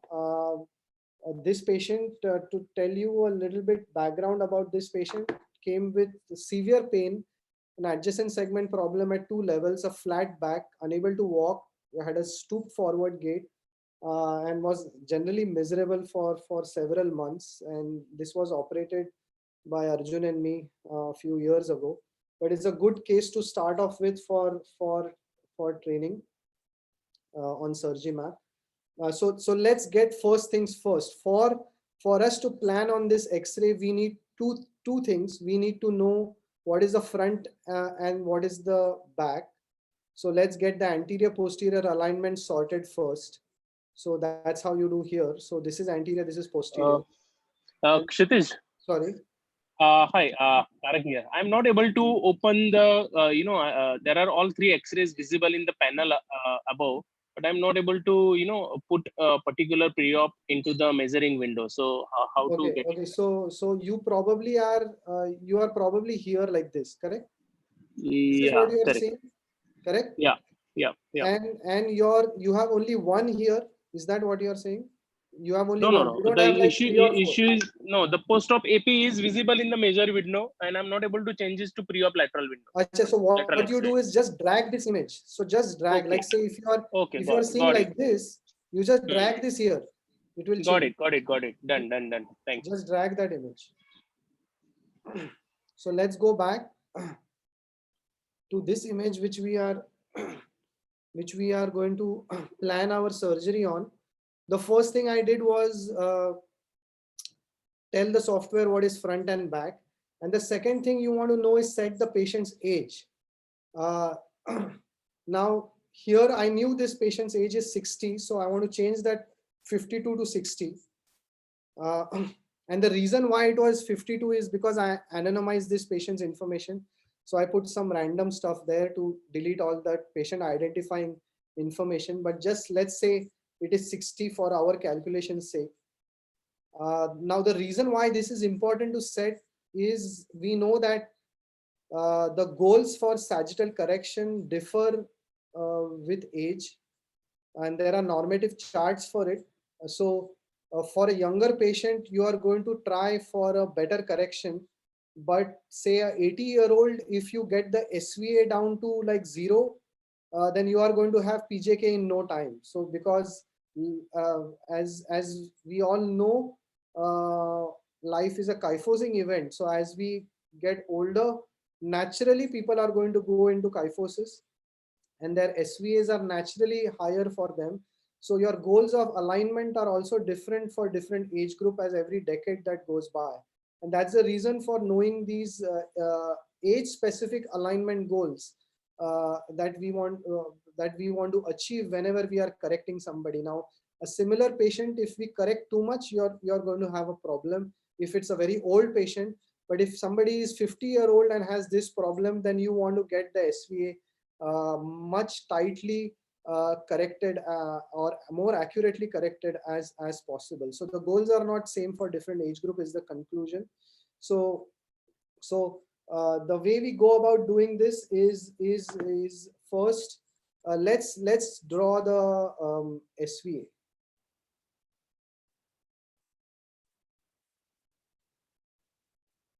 sorry. So first, I'm going to change. Let's go first to the sagittal alignment wizard. So here again, open this up. So you will see this icon here called the sagittal spinal wizard. In my version, it is saying spine, and it has this lumbar spine icon with like a cross there at the bottom. There is one sagittal here also. Sagittal spinopelvic wizard. So I guess you can choose either one. What is the difference between the two? No femoral heads. Okay, sorry. Don't choose this one. So there are two things here. There is one sagittal spinal wizard with no femoral heads, and there is another wizard, sagittal spinopelvic wizard. There are two wizards. So the software allows you to do sagittal measurements if you don't have femoral heads also. So let's ignore this. Make sure that you are clicking on sagittal spinopelvic wizard. It's a bit confusing. They have given too many options. But sir, in that list, there is one option, sagittal spinopelvic shape. Is that the same? Yes, it's the same. Is it the same? Or maybe it's the same. Yeah, it's on Windows. No, so choose this sagittal spinopelvic wizard, not shape. In mine. No, we don't have that option only. You don't have that option only. Chalo, then let's check. Click on it's shape. there. The SP shape is the sagittal spinopelvic shape, and only sagittal is the spinopelvic wizard. So only sagittal has to be clicked. Okay, so Windows guys can follow that. So what to choose in window? The only sagittal that is written, there is SP shape, which is a spinopelvic shape, and only sagittal, it will be somewhere around the spine next to it. That is the spinopelvic wizard. It is notified as subtitled as sagittal only. There's only sagittal written on that. So that's probably the old version not updated. You know? Hriday, is that Hriday who was speaking? Yes, sir. Yes, sir. So this is the only sagittal, that's the wizard, and SP shape. Just show it on your screen now. Yes, sir. So my screen is on. So this is the spinopelvic shape that we are talking about, and the only sagittal that's written is the spinopelvic wizard.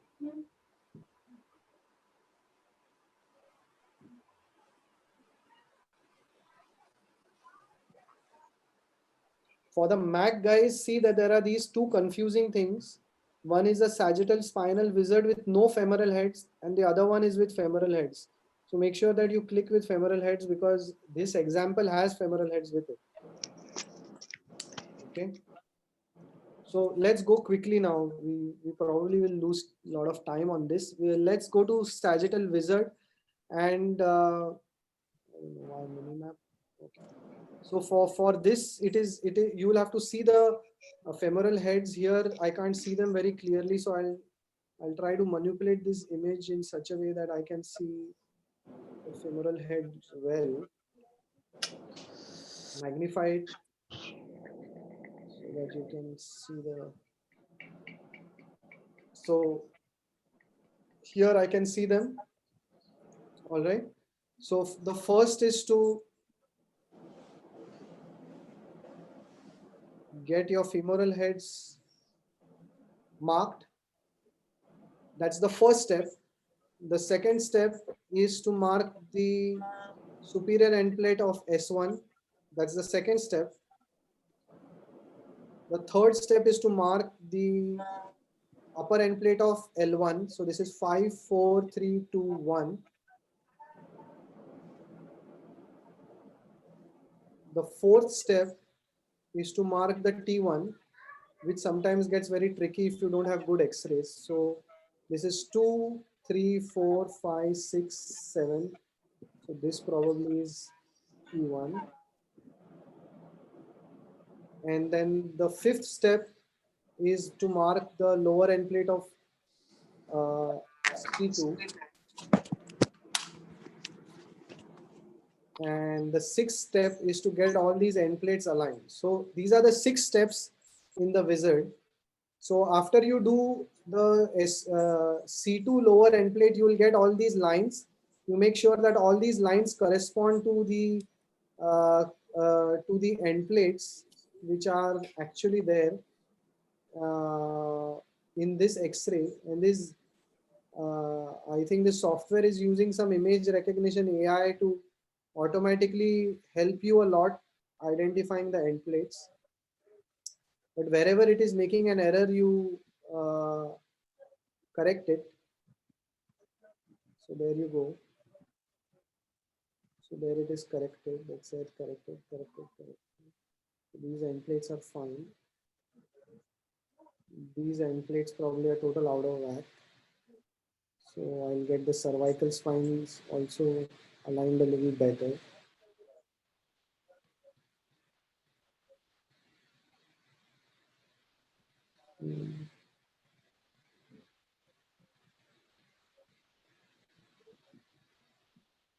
Here in this area, you'll have to do a little bit imagining because it's not perfectly in line, whatever it is. So I don't think it will bother us so much.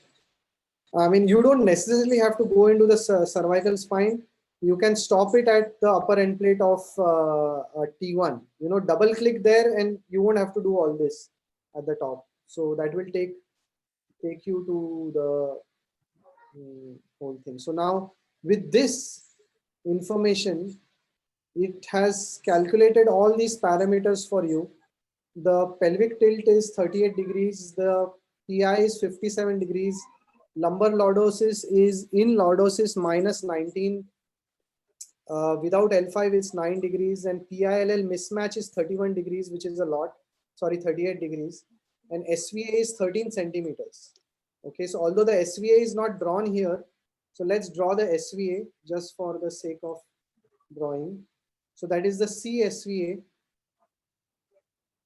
I mean, you don't necessarily have to draw it from the odontoid. We'll draw it from the center of the P1 or C7.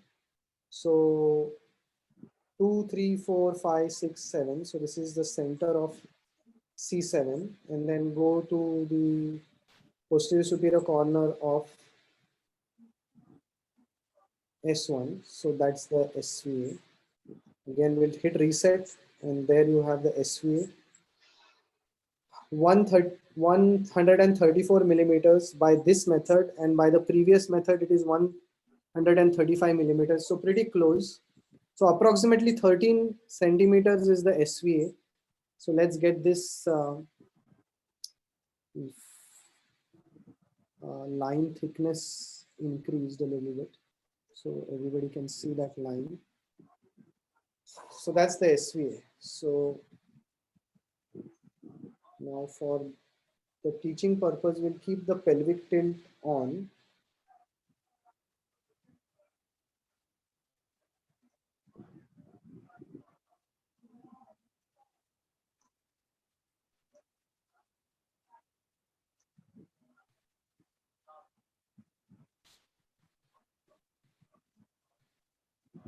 So I hope everybody got this done so far. Okay.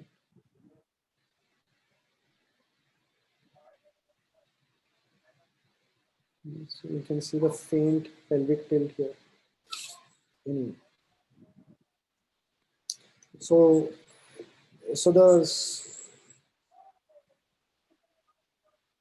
let's look at all these measurements that we have got. So this sagittal wizard has generated a lot of measurements.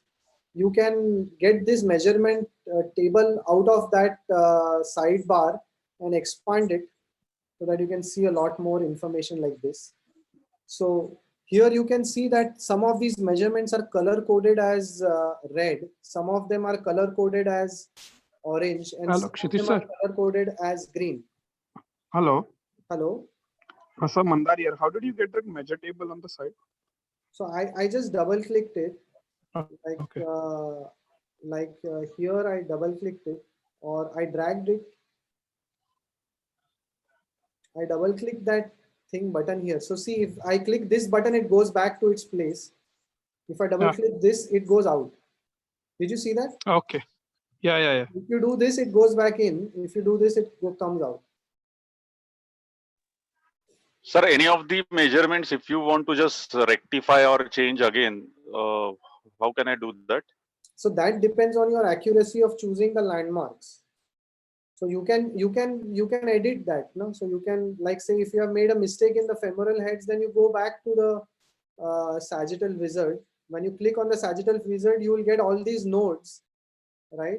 You'll get all these nodes. Then you go back and zoom that area, and then you see, okay, I realized I made a mistake here with the femoral head, and I'm going to change it. So I'll change it. Okay. Or okay. if you think you made a mistake with the S1 end plate, I will change it. And but if at all, automatically these measurements will change. okay, but if at all I want to just delete that and again redraw it, is it possible, or it's? Oh yeah, you can delete the whole thing. So you can delete this whole whatever wizard by clicking here, sagittal, right click it and just say delete. This whole exercise will get deleted. I'm not going to delete it because it will take time. No, I'm just asking. So you can delete it here. Okay. Go in the measure table and then right click on it and say delete. This whole, all the drawings will disappear. Okay. All right. So let's look at the measure table, and this measure table tells you all this information. Now I was telling you previously what the color coding means. The color coding means green means it is well within the normal range for a 60-year-old woman. Okay. The orange means that it is it is close by but not completely normal.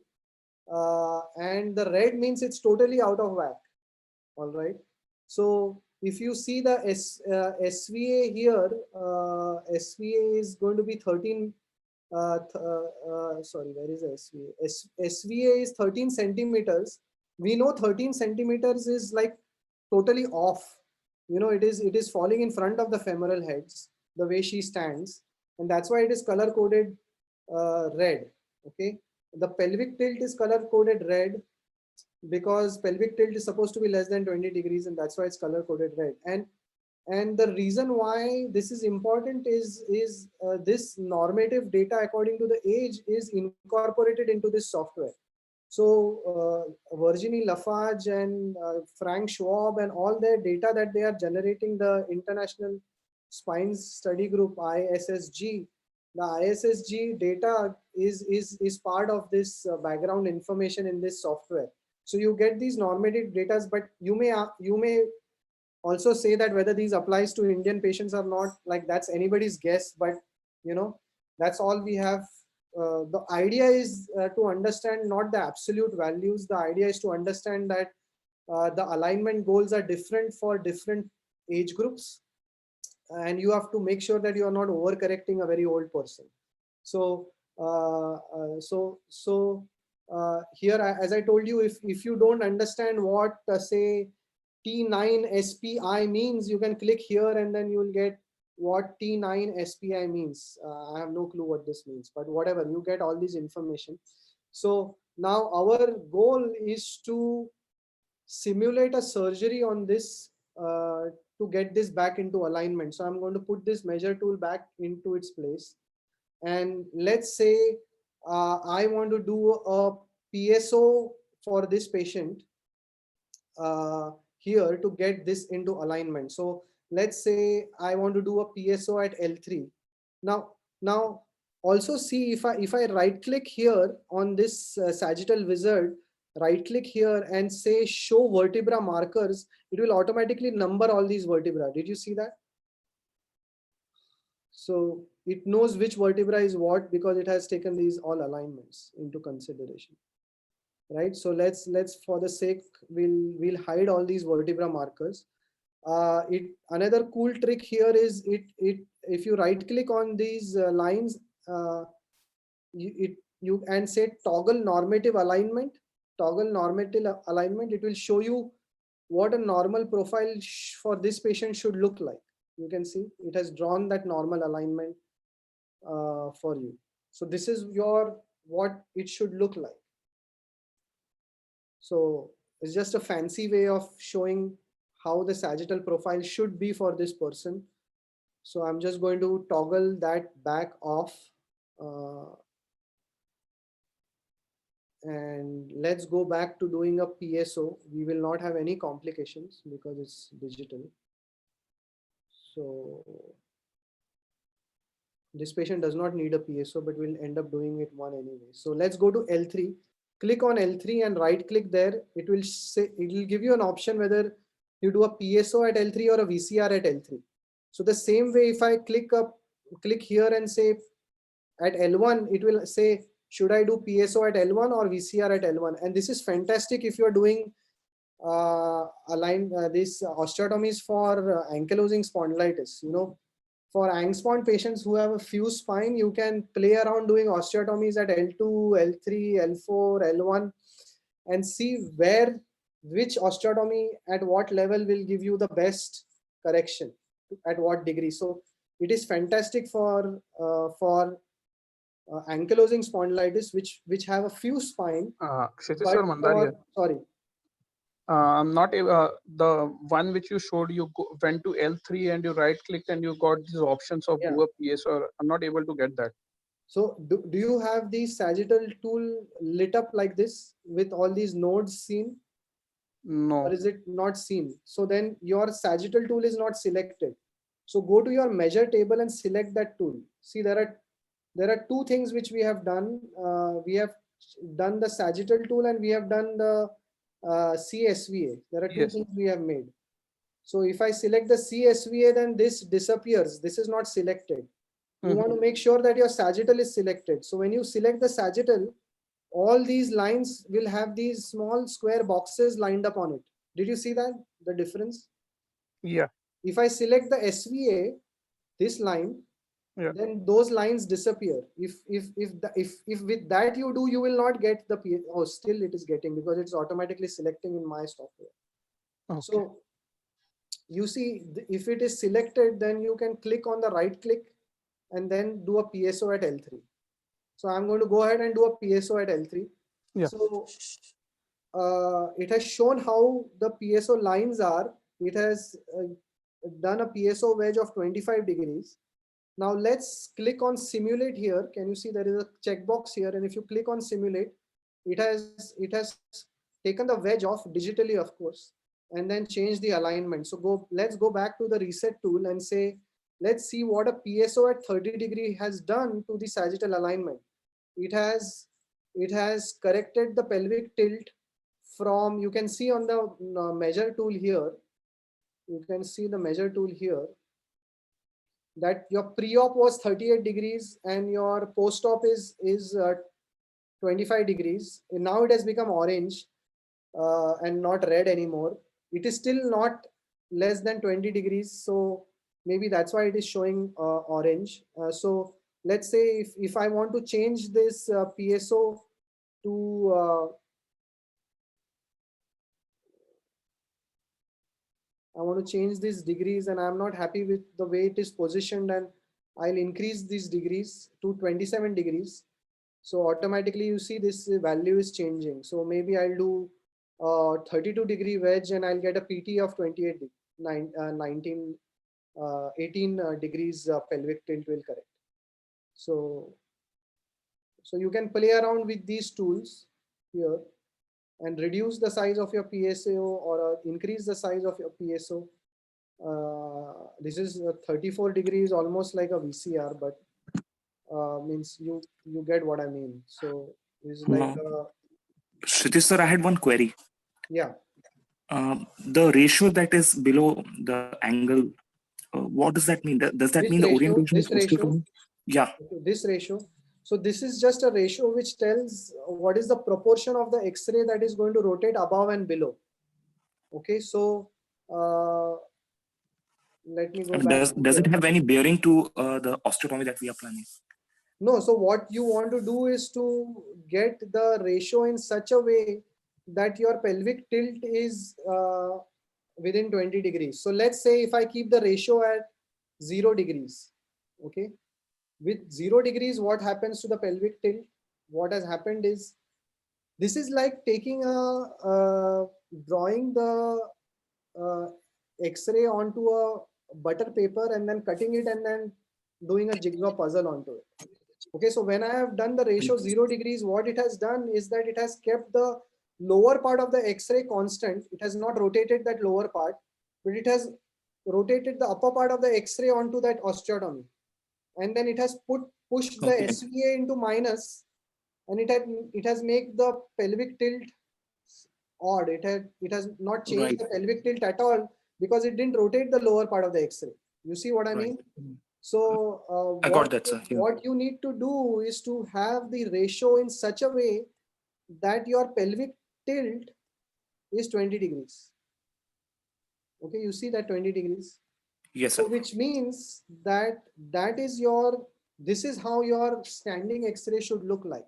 Now, this is not really very accurate because it doesn't take into consideration how that thoracic spine is going to behave, because that thoracic spine is mobile. That thoracic spine is going to show hypokyphosis because your lumbar spine is in kyphosis or does not account for the correctability. So it doesn't account for that automatic correction of the thoracic spine. But this is a wonderful tool for ankylosing spondylitis, where you know how the thoracic spine is going to behave. In this patient, you don't know how the thoracic spine is going to behave. This patient has no problem in the thoracic spine.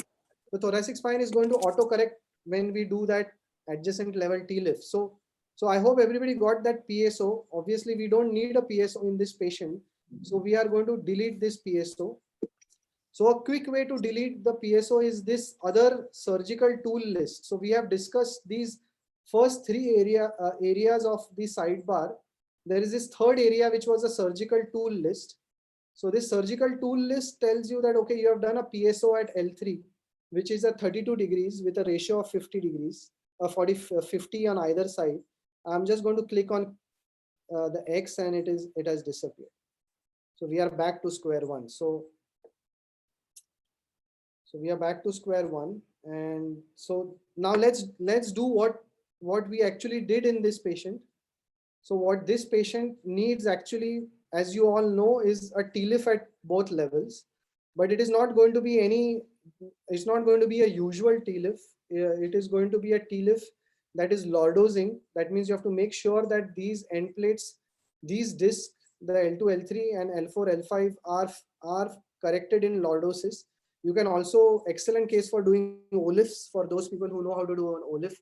But the principle is same, that you need to get lordosis at those discs to correct the sagittal imbalance. So let's plan a T-lift here. So go back to your tools section. So in your tools section, there is a wedge is the PSO. So another way of doing a PSO is to click on this and do a wedge resection. But let's go to spacer. So spacer is the T-lift thing. So you go here and let's go and do a T-lift at L2, L3. So again, go make sure that your help is on. So the help tells you that, okay, I need to put a spacer, inferior end plate, superior end plate height, and change make sure that this spacer is in lordosis. So you can manipulate all these nodes and get your desired lordosis or your expected lordosis. Let's say I put it at 10 degree lordosis. This cage I have put at 10 degree lordosis. I'll take another cage and I'll put it here.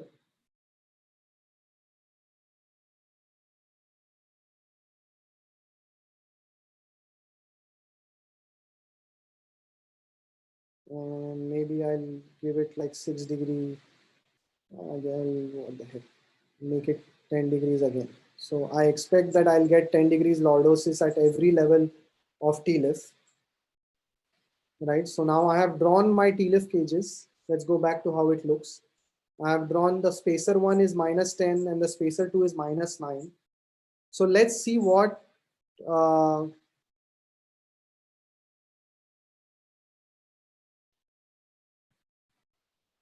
these spacers do, right? So Now for it to simulate that spacer, all you have to do is click on these surgical tool lists. That's how it works on my software. It may work differently on yours.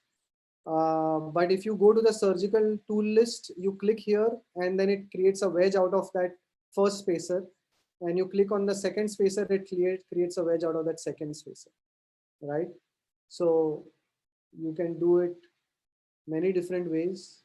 You can right click the spacer here and then say unapply spacer, and it will go back to its original place.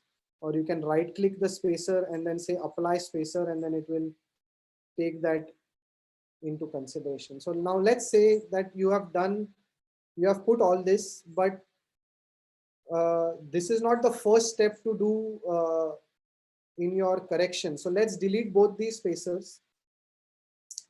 The first step to do is to correct the pelvic compensation. So what we have to do is rotate this pelvis such that this pelvic tilt is 20 degrees. So you use this tool and, oh great. I don't know why it is. My Surgimap crashed again. I don't know if we have overshot the time considerably. If like we have, how much time do you have to go? 5 minutes. I'll just yeah, why just not? for the recording sake, and then I agree.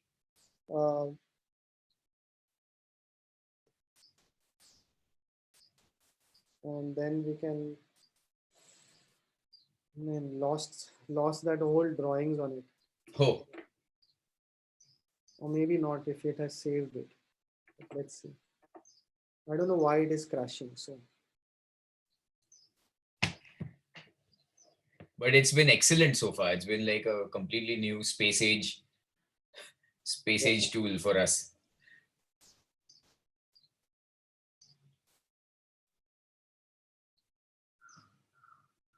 It's there, right? It's there. Yeah. So the first thing that you need to do, let's get rid of the spacer. Okay, the first thing that you need to do is to get rid of the pelvic compensation that this patient is having. The pelvis is in retro version, and you need to get rid of that. So what you do is rotate this X-ray in such a way that your pelvic tilt is going to be 20 degrees. All right, so I have rotated this X-rays anti-clockwise to get the pelvic tilt 20 degrees. So I have eliminated all the pelvic compensation this patient was having. Now in real life, if you eliminate all the pelvic compensation this patient has, this patient's SVA will become 28 centimeters. So that's what the value here is saying, almost 29 centimeters. The SVA, if you remove the pelvic compensation, has become 30 centimeters. So now you need to get this back.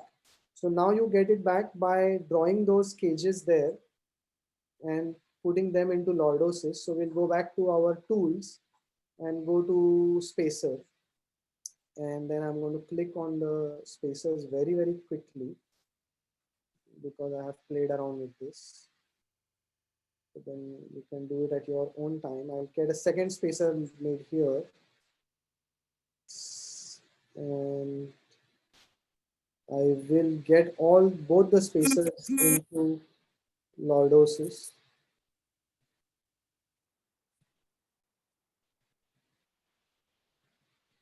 Make sure that you are getting at least 10-degree lordosis, because we know that we are going to get 10-degree lordosis in this case, because I know how the flexion extension X-rays of this patient looks like.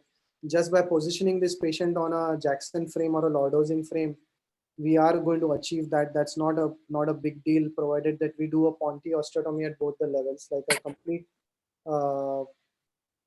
posterior column osteotomy at both these levels. So let's say I got these down to 10 degrees and 11 degrees, and that's fine. Go back to reset and, oh great, it rotated. Let's go back to rotating this back to where your pelvic tilt was, 20 degrees. Okay, so now I have removed the pelvic tilt. Sorry, I have removed the pelvic compensation. and we have two spacers which are 10 degree each, and I'm going to activate the first spacer and I'm going to activate the second spacer as well. So let's see what it has done. It has not done enough. So I need more than 10 degrees correction. So let's go back and put more degrees here.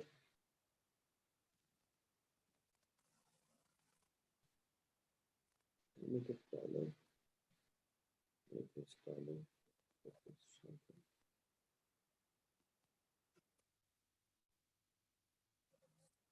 All right, so let's see what now. What I have done is now I have done 14 degrees and 24 degrees, and I've overcorrected this whole goddamn thing. So I'm going to reduce it again. Okay. Maybe this 24 is too much.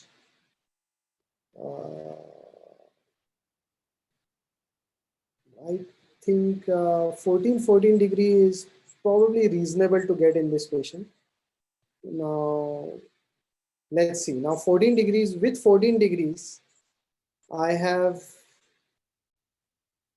sorry, my whole rotation has changed by the way.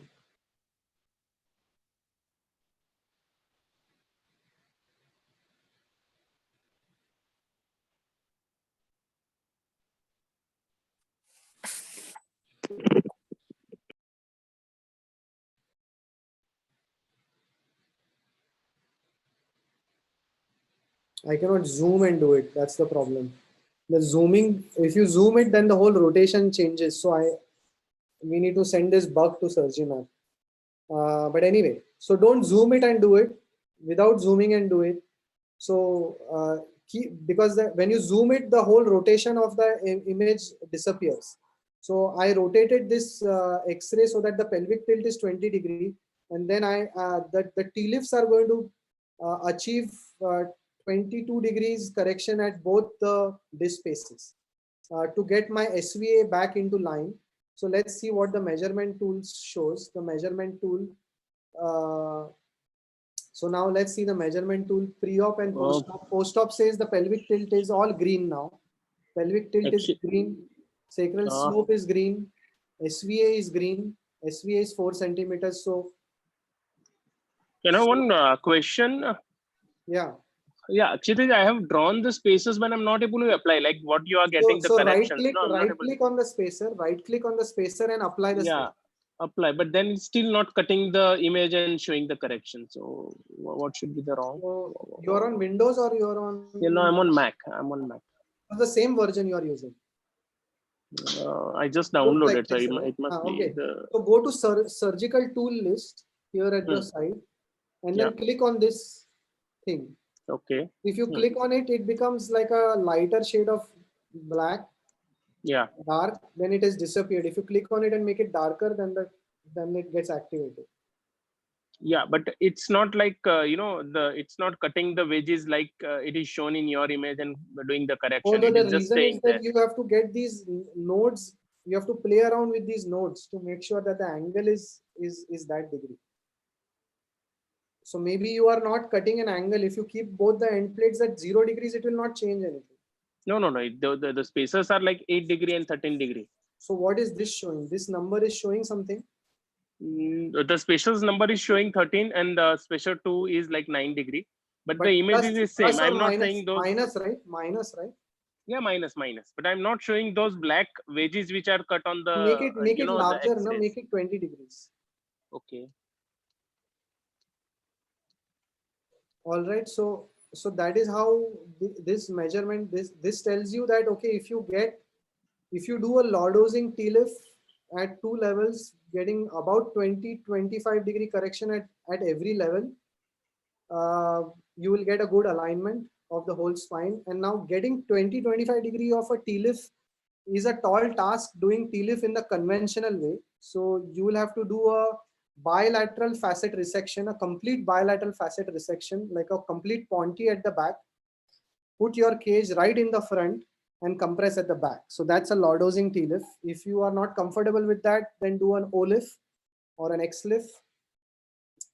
And you can get the same kind of degree alignment. So obviously an anterior approach will give you a far easier correction, but we have found that a posterior one works equally well, provided that you do a lordosing TLIF. So this is all about the surgical planning for a TLIF. And let's go back to seeing the post-operative X-rays to see whether we achieved what we did.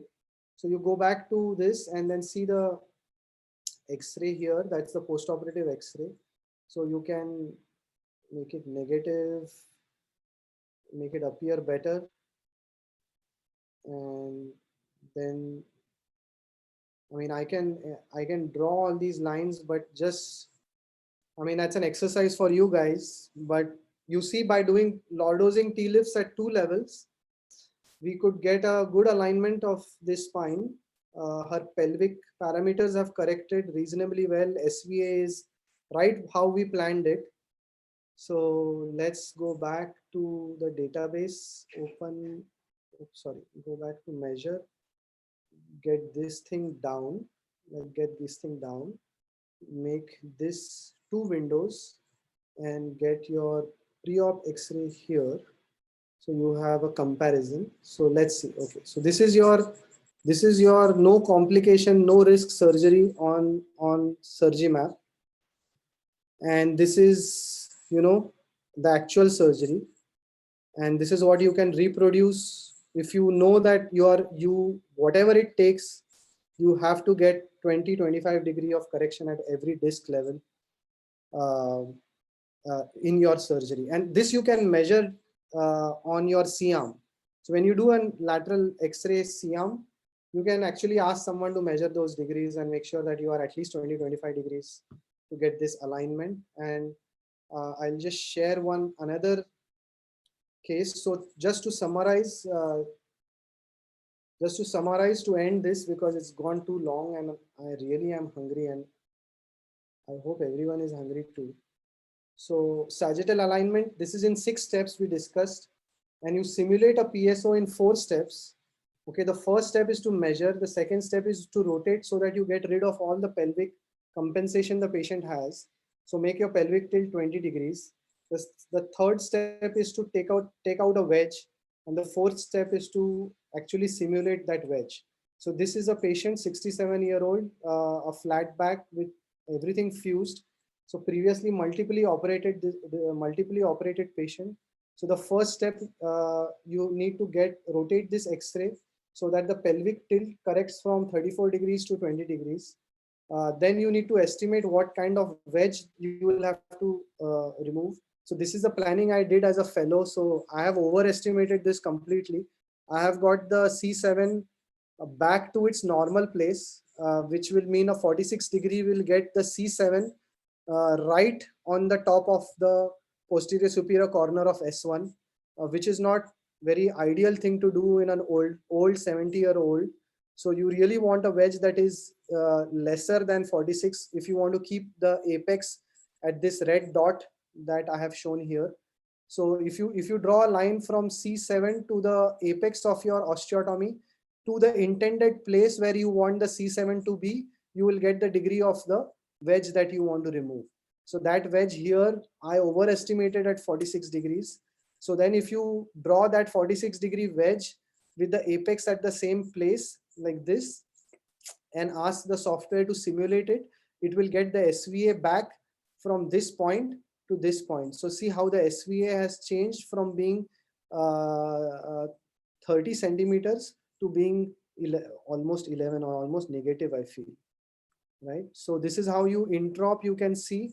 Introp, you can make sure that your wedge is that 30-35 degrees, because my boss was smarter not to take out a 46 degree wedge because that would have overcorrected this. Now you can see both these X-rays. This is pre-op X-ray, post-op X-rays. You can see the correction that has happened. And this is the simulated osteotomy. This is the post-op osteotomy, because the osteotomy is not a 46 degree osteotomy. You can see that there is a under correction here. That under correction is actually good for this patient, because if actual correction would have been the way the simulated osteotomy would be, this patient would have had a PJK. So that are the lessons to learn from understanding the simulation. It's just a way of knowing what to expect. It doesn't help you so much in surgery, just makes you think about all these things while you do it. So that's about it. I think I am done. Kshitij, that was a marvelous exposition. I think you've just created history by conducting the first hands-on workshop in many ways of possibly the most difficult part of modern spine surgery. I think all of you would agree. Those who agree, please raise your hands, in honor of Kshitij and his commitment, because it was a fantastic, a really fantastic exposition. But actually, actually the credit goes to the developers of these software. So the ISSG and Frank Schwab and Virginie Lafarge, they have broken their head a lot on this. And I mean, I have been a power user for a lot of time. So they follow me on Twitter, and I have sent them complaints about bugs about this software, about how to improve it. Maybe I should send them that bug that when you zoom it, it kind of gets, but the credit goes to them. But it's up to us to use it. If we start using it for adolescent idiopathic scoliosis also, it will force everyone to measure angles, the main thoracic, the proximal thoracic. So it's a good tool for not just for adult deformity, it's for everything. Wonderful. So I think we'll latch on to your brain and try and do another similar workshop on something else very soon. And I think today now we've really overrun time. Kshitij, I can't thank you enough. You can see on the chat how it's going. We have recordings of all the workshops that we've done, all the webinars. This is the 11th one running, and we have all of them ready. And whoever wants it, it's a free tool for access. So you can just go and rummage through it. Kshitij and Arjun have mailed you all.